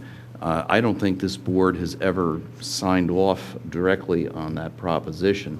And so I think that if they're building, in interpreting their building coverage, their building area, the board needs to come to the conclusion that it is only a structure, even though, as a practical matter, it has many aspects of buildings. I mean, it's essentially a roof, albeit not with walls, because it's got decks. So that's something that the board would have to, in my view, be satisfied with. Yeah, and there's another level of confusion, because in the same section that defines building, you define building area. Building area includes the structures, but this section here, which is that we're talking about, which is called building area, specifically just says buildings. So it's very confusing. And the question is, what's the law say about this kind of confusion? Who Well, gets the one of benefit of that? that's, the rule is very clear in Pennsylvania by case law and statute. If there's a genuine ambiguity, the benefit goes to the applicant. Now, it has to be genuine. I mean, lawyers are great at taking words out of context and spinning them around, but if there's a genuine ambiguity, the benefit goes to the applicant. It's to be construed in favor of the applicant. And also, general rules of interpretation would be specific, such as in the PB, is to be considered overruling a general requirement. So, The problem is the one specific one way and the other specific the other way. no, well, the general requirement on building area, but then on the code that was adopted later is specific and says it's only to buildings and doesn't mention structures. And as I said, interestingly, other sections of the code does say buildings and structures. When we infer the reason for such a rule, as is set forth in this section, it obviously has to do with impervious surfaces and things like that, and a structure that is in fact closed in at the top and has walls should be treated the same, but in fact it's not. So I think we're stuck with an ambiguity here. Is it worth asking the township zoning officer what how their department construes this in this situation? We have to swear him first. Swear Mr. Kachansky. I would certainly like to hear it. Mr. Kachansky, would you mind answering the Not at all. question? Could you be sworn? Do you solemnly swear or affirm the testimony you're about to give is the truth, the whole truth, and nothing but the truth? I do. And state your name for the record, please. Kevin Kochansky. Name, rank, and serial number. So with regards to how we have been interpreting and determining how parking structures relate to this section, we do not consider parking structures buildings. So this issue has been raised, I think most recently at Cabrini College, where Cabrini College and some of the Villanova projects, that the parking structures are structures and they are not buildings, so they don't count towards the building coverage requirements of the code. Okay, and that's the practice of the zoning department? Yes, that's been consistent for, since my time here and from my understanding before that. I think that certainly there's an ambiguity against calling them buildings at this point, and I would advise the board that that parking structure is not a building. And advise the commissioners to revise one of these sections. I make enough of a nuisance of myself as it is. To answer your question, Mr. Cutler, it is 45.57% of the property is landscaped. So it's Net of the public right-of-way. net of the public right away. So it meets the requirement. No Hold on, go ahead, Alex. Yeah, let him. Alex, you get, swear Alex in, please, Norma, I'm sorry. Are you promise to tell the truth, the whole truth, nothing but the truth? I do. And state your full name for the record, please. Alex Tweedy. And Alex, you're a registered Pennsylvania engineer, correct? Yes. At this point, we know who he is Yeah, and I know, what he you've is. been qualified by this board previously as an expert in civil engineering. Go ahead. Kevin wanted to say something. Yeah, He wanted to say something. the question raises an interesting one because Just 1 second. Kevin, you wanted to say something. I think Alex is probably going, because we've had lots of conversations about how this was to be calculated. Typically, we'll meet with applicants prior to the submission to make sure that what they're requesting falls within the code parameters, and kind of a general review to make sure that there's no other outlining variances that may be needed. And we spent a lot of time going back and forth. Their initial request is how they were calculating it was not the way I would require it to be calculated. I believe they have shown a variety of different calculations on the plan, one being that they're only entitled to the impervious coverage for the tract based off of the individual zoning districts. So when you have a split zone property, you're not entitled to the impervious coverage in the residential district that is granted for the commercial district. So we look at the residential district, what impervious coverage is permitted there, based off of that percentage, because it's a different percentage requirement. Then look at the planned business district, what percentage that is. Sum those two up, and you can use that on the tract as a whole, but you don't take the higher percentage and apply that across. You don't spread the higher percentage over to the lower percentage district. Correct. We treat each zoning district as the coverage requirements for that zoning district, but then you can spread the coverage out over the site, the physical impervious coverage over Move the it site. to one part of the site. Correct. Okay, that's fine. And Alex, why don't you just, first, you want to describe the impervious, and then we'll go to building coverage and how I'd we like to just calculate the building. really quickly, though, point out that there are two cases, one very recent, where in the absence of language, it says you can spread apply the higher coverage over the lower tract. You have to go and borrow in just that fashion. In Ray Richborough CD Partners, which came out last year, and that follows the Baldwin School approach. So while borrowing of that sort has been recognized, you need something in the ordinance that says, specifically that you can go borrow higher than anything that was allowed in that district. Yeah, and we're not borrowing high as whole split. We're borrowing what's permitted in the residential and putting it on the PB. Okay. Right, but to get, I guess, to the specific question about the right-of-way, and Kevin clarified kind of how the impervious coverage calculations were done, and we looked at a blended average instead of a straightforward taking the 45% landscape for the whole property. What's interesting in the section you read is correct for the PB district with the exclusion of the right-of-way, but all the right-of-way that exists along the frontage of the property, this is the area of right-of-way all along the frontage. That entire area is zoned R1, and in the R1 definition of landscape area, it doesn't exclude right-of-way. So for this application, since we had to look at the R1 and the PB independently, there is no actual right-of-way within the PB zone portion of this property, so there is no area to exclude. So the math we did doesn't exclude any right-of-way because the PB portion of the property doesn't have any right-of-way. Let me just, on all 3 lots as currently existed in what you're proposing, is the impervious being reduced on all 3 lots? Yes. So the actual square footage of impervious is being reduced on all 3 lots, and the actual square footage of impervious being reduced throughout? The project is reduced, yes. So the real question is, and we've answered the first question, is we don't have the issue with the structure versus the building. So you don't need a variance for that, apparently.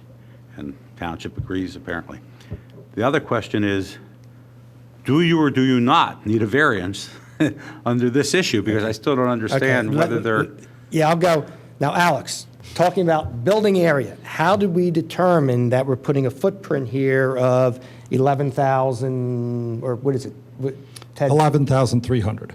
All right. How Is did the we footprint. how did we determine that 11,300 footprint? How was that arrived at? And again, that 11,300 footprint's entirely in the PB area, and it's entirely on 240, what is known now as 240 Radnor Chester. Correct. The 240 property is currently owned. They are acquiring 2 more properties, 252 and 14 Radnor Way. What we did was we took the area of 252 and the area of 14 Radnor Way, added them together. They both, by code, have a 15% building coverage.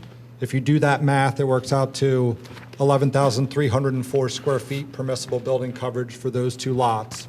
And we're proposing 11,300, which is 4 square feet less than the 15% of the 2 acquired properties.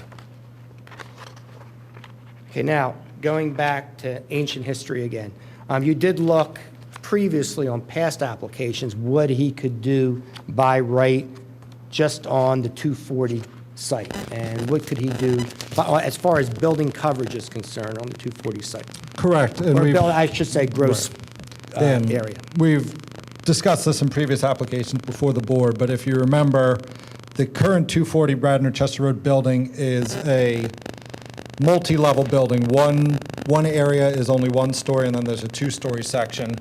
Both are, shorter than the permissible 3-story, 38-foot height requirements. So there could be vertical expansion of the existing building, which would gain him an extra 80,000 square feet without any increase in building coverage for the property. But as previously discussed, there's an existing tenant within the building on a long-term lease, and structurally there's inability to raise or put those vertical additions on the building with the tenant still being within the building. And also structural difficulties in actually performing that work. And he could tear the building down, of course, too, but you have the problem with an existing tenant. Right, once again, there's a tenant in the building that precludes that, yes.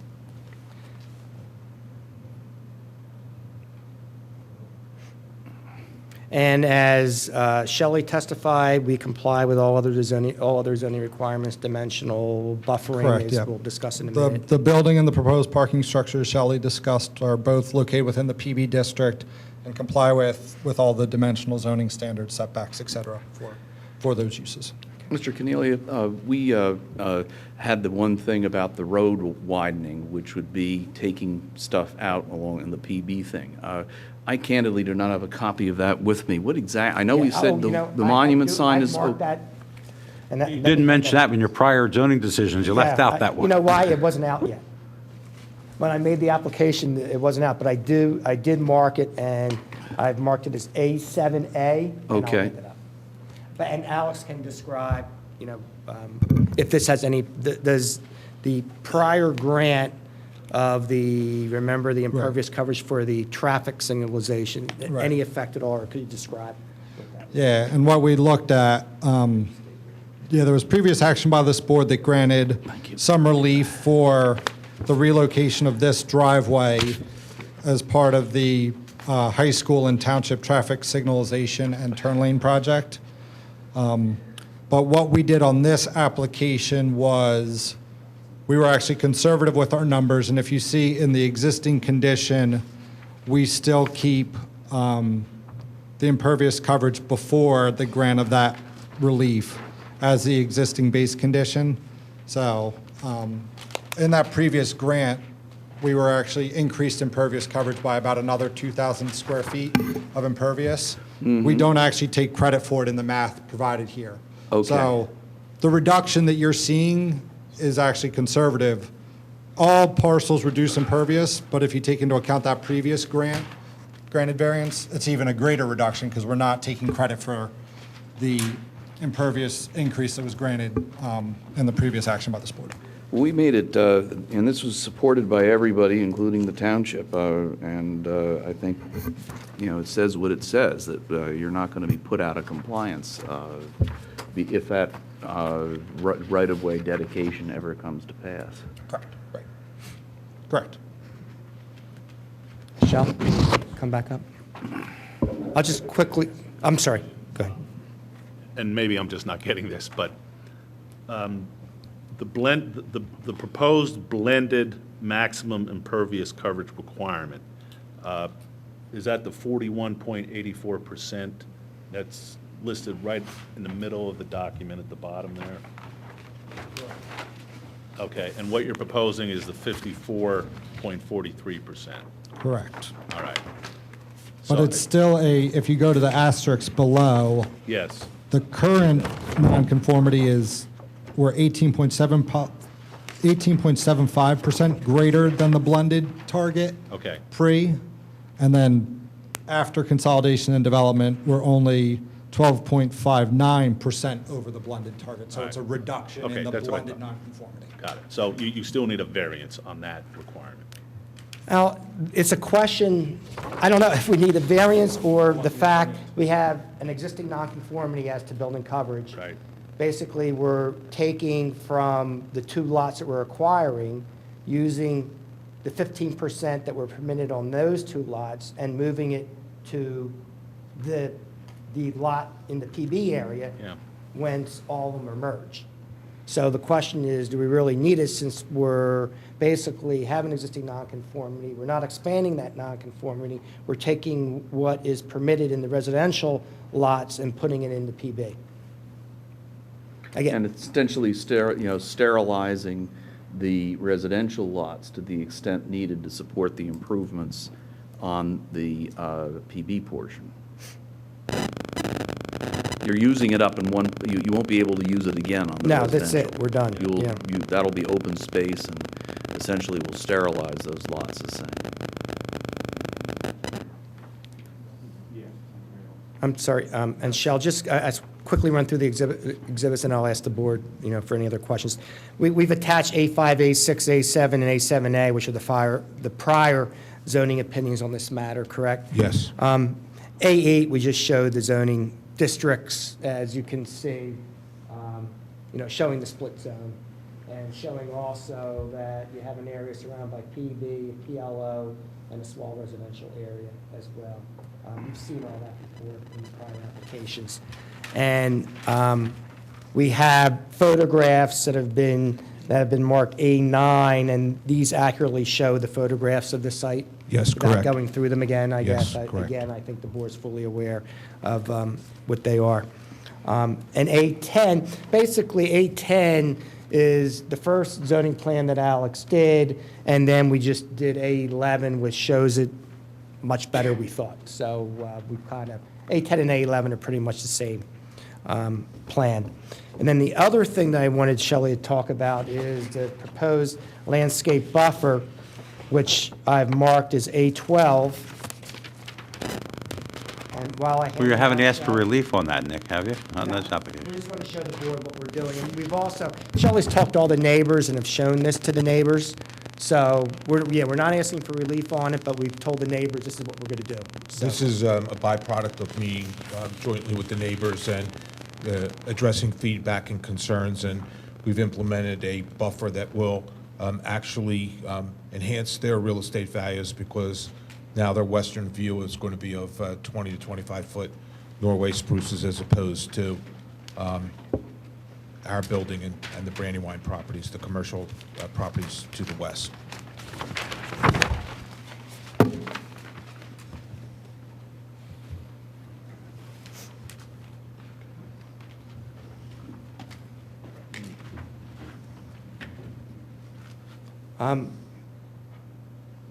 There are all the questions I have right now for Alex and Shelley. We do have Guy DiMartini here from DiMartino here from TBT that you've heard previously. I do have an updated report from him as to the reduction in the square footage and the effect that it would have. And certainly I can present Guy briefly, hopefully, to describe about the traffic implications. And I'm just going to hand up, again, while Guy is talking, what I've marked as A13, which is his updated report dated February 13th, 2015. And then I'm going to hand up what was previously submitted in the zoning packets. I've remarked it as A14, and this is just his traffic study dated August 22nd, 2014 from TPD. Well, Nick, maybe I'm being thick, but of course, the traffic study is not going to be relevant to what we have to do unless you need a variance. If you don't need a variance, it's not. So let me just try to get this straight, Kevin, in your opinion. Do you have any objection to my asking him a few questions? It depends on how Kevin's going to answer. Why, at If least he's going to answer it favorably, I have no objection. I mean, I'm a little at sea here on some of the technicalities. Just truthfully, Nick. I mean, if this were all one property, which it's going to be, and if it were all zoned in the commercial zoning that applies here, which it's not, will not be, but for now, but would they meet the building area restriction? From my recollection, I apologize, I don't have the plans in front of me. My recollection was that there wasn't an issue with the building coverage, that they were under the percentage, total percentage allowed, or not looking at percentage, looking at square footage. It's kind of, I was breaking it down into the total square footage that was allowed on the tract as a whole, and then on the tract as a whole, what the square footage was being proposed. Percentages, in my opinion, kind of muddy things up because of the split zoned, and when you have split zoned and different percentage requirements, you use the percentage as a tool to determine what the square footage is permitted on the tract as a whole. So I don't recall there being an issue with the building coverage from a square footage standpoint when you look at it in that manner. I believe that the issue was with the impervious coverage, that they were still slightly over, which is why they were here for the variance on the impervious coverage. And that's because the R1 zone limits the maximum impervious to 22%, but it has no companion requirement that there be a certain percentage put into planting and landscaping, like 280-60B does for the commercial zone. So in other words, they have a smaller impervious permissible limit. But Correct. They don't have any requirement that any of it be planted necessarily. It just can't be. If it's not impervious, that means it's pervious, and Well, it could be gravel, could be whatever. No, it has to be planted. It's green. Yeah, it's green. gravel is But I mean, it's considered not in the code impervious. that way. Well, Yeah, in this case, it's going to be green. Yeah, I know what you're intending, but I'm saying, if we're trying to say, well, the property is part this zone and part that zone, you don't have comparable requirements for both variables in both sections. They both deal with some limit on maximum impervious, but one has a building area limitation, the other one has well, has an they both impervious. have building area limitations. Where it gets a little complicated is the R1 will have a impervious coverage percentage, and the PB has a green area percentage. So working backwards on the green area, if 45% green area is required, that means they're entitled to 55% impervious coverage. Because if it's not green and it cannot absorb water, then it's impervious. Looking at it from a layman's perspective without technical expertise in this area that we don't have, it seems to me that the reason for the impervious coverage is you're saying if you're going to impede the natural absorption of water over a certain area, you need so much area to absorb it naturally so that there's not a problem created with water absorption, right? Isn't that what it's about? So except for the code dividing lines, it really, from an engineering standpoint, shouldn't make any difference if you have one big tract and you have enough green area to absorb the water for the buildings you're going to have. How you zone it really doesn't have to do with the engineering issue, right? It's strictly an issue of the ordinance. Correct. It goes into the capacity of the land and how much can be within that specific zoning district. So that's how I take a more holistic look at the tract as a whole and figuring out, even though there's sections in that tract with different requirements. The tract as a whole has a certain square footage of impervious coverage and a certain square footage of building coverage. And that's why I had this exhibit, I think it's A11, drawn up so that they could spell that out. What is permitted in each of the separate sections of the zoning districts on the parcel, on the tract as a whole. Add that up, that's what then they are permitted to construct within one other specific area of the parcel. And they're doing all of that. Well, the building side is within the PB. The impervious is kind of being spread over because it's currently in that fashion now. I mean, when you try to understand why would you need more, I won't say pervious, I don't think that's a word, but more absorptive surface in a residential area than on a commercial square foot, as far as square footage ratio, it must be just an aesthetic thing, because engineering-wise, it's taking enough water or it's not, right? I mean, as far as flow. Yeah, we try not to mix the stormwater management aspect of rainwater absorption, because depending on any given storm, at some point, a pervious area reaches its maximum capacity to absorb after a certain amount of rain has fallen. So, typically your residential districts have a lower threshold for the allowable impervious than a commercial district, just because residential tends to be a little bit more spread out. But it's not like an engineering requirement of absorption. No. It's not to create a stormwater problem because you suddenly zoned it residential that wasn't there when it was zoned commercial. No, because there are mechanisms to address from a stormwater standpoint that zoning does not recognize, or recognize fully. And pervious pavers is one of those situations where you can get a much greater benefit from a stormwater standpoint than what the ordinance will allow you from an impervious coverage standpoint. So assuming they're going to knock these other buildings down, which they say, and that's a condition, and assuming they're not going to build anything else there and just leave what they show on the plan that they're going to leave by way of impervious, then the only reason why they would need variance relief is because some of it happens to be zoned residential, even though it will never again be used for residential. It's a quirk of the strange configuration of the zoning lines, and they are odd here. I don't know that I agree with that. I think, and again, I don't have the plan in front of me, but I thought that they were still non-conforming with respect to the total allowable square footage of impervious. Yeah, I think that's the reason for being here is they're reducing a nonconformity. Yeah, we're reducing it down, we're reducing it on the total site and on each individual.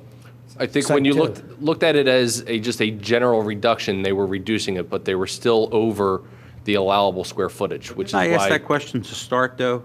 I asked if when you netted out the right-of-way, if you were going to have the required 45% or more in planted and landscape surfaces.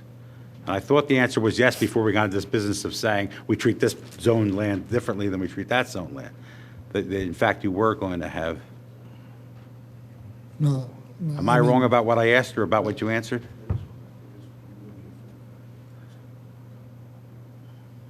Right. I mean, on the chart, we showed the proposed consolidated lots, green space coverage after development is 45.57 compared to the 45%. So if we were to pretend for a second that this entire tract as combined were zoned only with the commercial zone and not residential, you would meet this requirement. Yes, we exceed the 45% landscape. That's what I thought I asked, and that's what I thought was answered. So it's really just a creature of the fact that it's carved up. Okay. Let me just, if they were adding a building to the site, Kevin, and, they're still within the building area, and they're non-conforming as to impervious, and they agree to take off 10 square feet of impervious to reduce the nonconformity by a whisker, they wouldn't have to come here for that, would they? If I understand the question correctly, no, they would not. Because see, if I understand the testimony correctly, they are reducing impervious coverage percentages on both the residential by themselves and the commercial by them.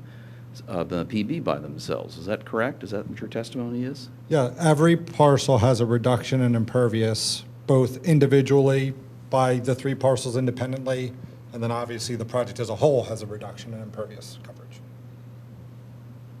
And the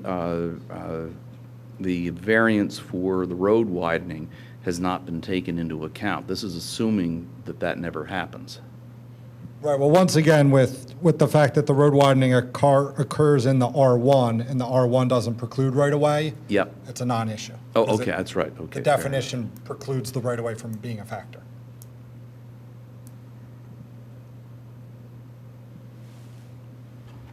Do they need variance relief then? Yeah, I don't see, No. to me, I was more worried about the structure of this. Sounds to me like they, Yeah, it sounds like you don't need variance relief on these There factors. was a different set of calculations that we had talked about. I'm not seeing them on A11, so I don't know if those were ultimately ever provided or. Mr. Chairman, I don't want to speak out of turn, but I think that we ought to hear from the Planning Commission anyway, because it's on the agenda. But perhaps the applicant and the township could work together on these calculations to see if the township agrees that they don't need to be here. And then we can have, we can continue the matter and have an extraordinarily brief hearing on that. Does that make any sense?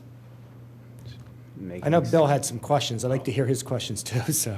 It's only the following point, which even the scenario you just spun out leaves open the possibility that there's a conclusion that a variance is required. Yeah.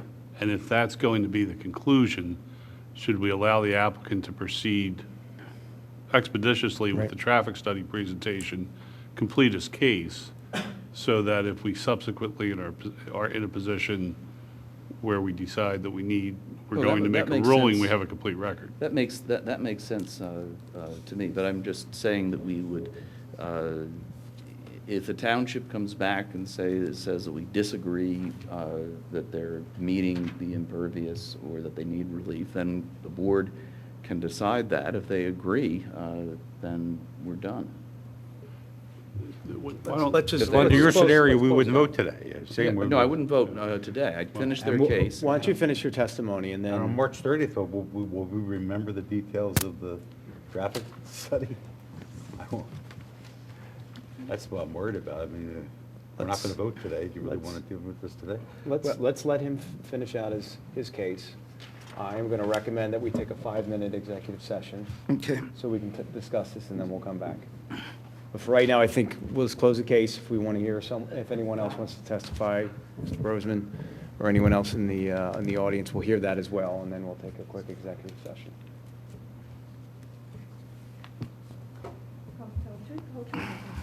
I do. And state your name for record, please. Yes, Guido DiMartino, And spell DiMartino. Dimartino. and Guy, what's your profession? I'm a registered professional engineer practicing traffic engineering. And who are you employed by? I'm employed by Traffic Planning and Design. And Inc. you've been qualified as an expert before, actually in this township and other townships as well? Yes, I have. Okay. In the matter of traffic design, traffic consulting? Yes, that's correct. You had prepared, or TPD, your company had prepared what I've marked as A14, and that was that report, I believe is marked August of 2014. Is that correct? Yes. And you've now prepared an update to that report dated February 13th, 2015, correct? Yes, that's correct. And can you tell the board what that update turned out? Yes, essentially it's an update of the trip generation characteristics of the former application compared to this current application. The former application, as was discussed earlier this evening, was a net total square footage of approximately 69,000 square feet when you factor in the demolition of 252 Radnor Chester Road. This current application, factoring the same demolition of 252 Radnor Chester Road, results in a net of approximately 30,000 square feet. So it's a trip generation comparison, which everybody would understand, certainly with the smaller building is going to generate less traffic. Our original traffic study from August of 2014 for the former application, the larger office building, indicated that we complied with PennDOT's level of service criteria, and we did not have an impact. So certainly with the less trip generation, those same results would still hold true. We did, with the former application, we did have a number of back and forths with PennDOT, and we did get it to a point where there were some minor issues, but nothing that was insurmountable. It was essentially just working out the HOP at this point. So we feel that we're in a good position to move forward with this application with this smaller building size. This addendum to your earlier study still is predicated on these the basic study is predicated on the traffic improvements being considered for Radnor Chester Road actually being installed, correct? That is correct. Would those improvements have any impact on trip generation? They would not, no. And it's my understanding that our firm is doing the design on behalf of the school district, and those are advancing with PennDOT, and the township is handling the signalization of the intersection. No, I understand from previous hearings that work is being done. It's just there are a lot of cooks contributing to that broth right now, so it'll take time. Thank you. That's all I would have. And just one final thing that I would ask the exhibits to be made part of the record. As we have mentioned, as to the impervious issue, we're reducing on the blended area, we are reducing the impervious. And also in each individual lot as they currently exist, we are reducing the impervious. That's why we're saying we really don't Nick, need any relief from the excuse me. impervious. Yeah. So on the current PB zone lot, how does the impervious coverage go down when you're adding a building? Alex? It's being added over the parking lot, but he can describe it. Okay. Yeah, the majority of the improvements that are proposed are on top of existing impervious surfaces already. There's a parking structure being added in this location, but it's on top of an existing parking area.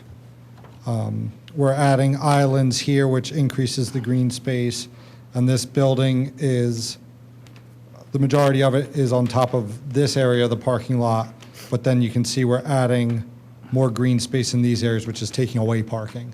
So by the nature of basically putting the construction on top of an already developed field, we're able to balance that. Is it on 810, Alex, as to what the current impervious is on the 240 lot and what the proposed is? Yeah, it's on both plans. Okay. But yeah, currently, You're looking on 810? yeah, on A10, the existing impervious is 65.27%. Right. And then we go down to 54.91. Is that on the consolidated or is that on? Yeah, that's the consolidated. Now, how about on 240 itself? Do you have the calculation? Well, I don't have the specific math, but the square footage is less, so. Okay. Just by the nature of it, it has to go down. Mr. Cornelia, have there been any meetings with neighbors as you've morphed the project? Yes, we've met with the team at Brandywine because they join us they're adjacent to our rear section of our property, and we've met with the adjacent neighbors. As a matter of fact, one of them is here this evening. And you've met with the township staff and so forth? We've met with the township staff, yes. Okay. Am I correct in assuming that if this were approved, the court appeal would be withdrawn? That's correct.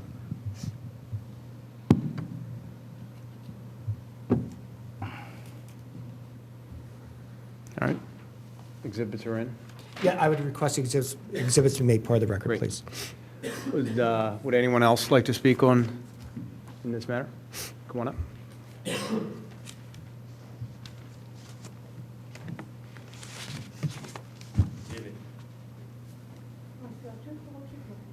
I do.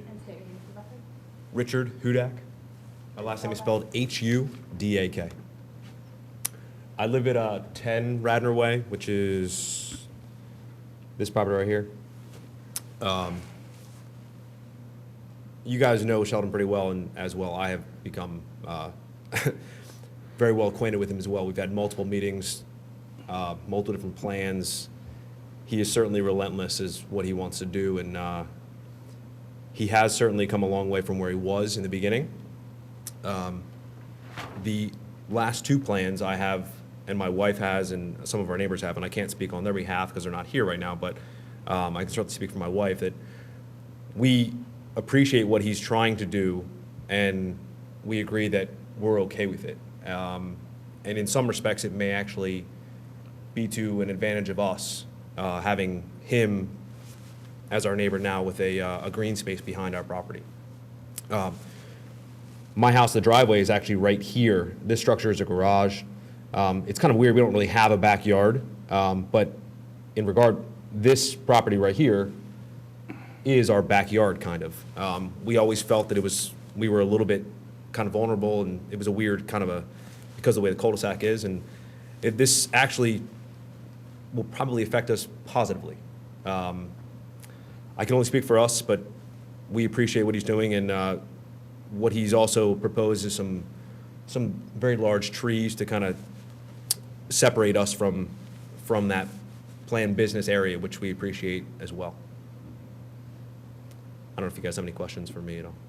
No, thank you very much. Thank you for taking the time. Thank you. Mr. Brosman, would you like to come up, or are you good? Okay. All right, with that, we're going to take an executive session, 5-10 minutes at the max.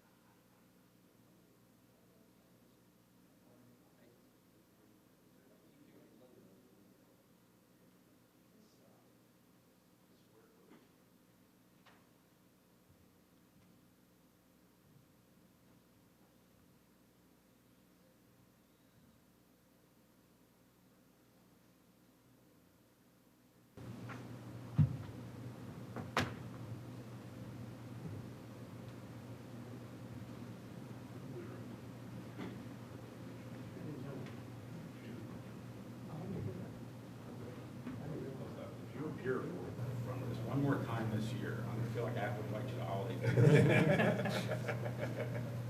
You'll have to start calling me Papa. I didn't get that. I'm sorry.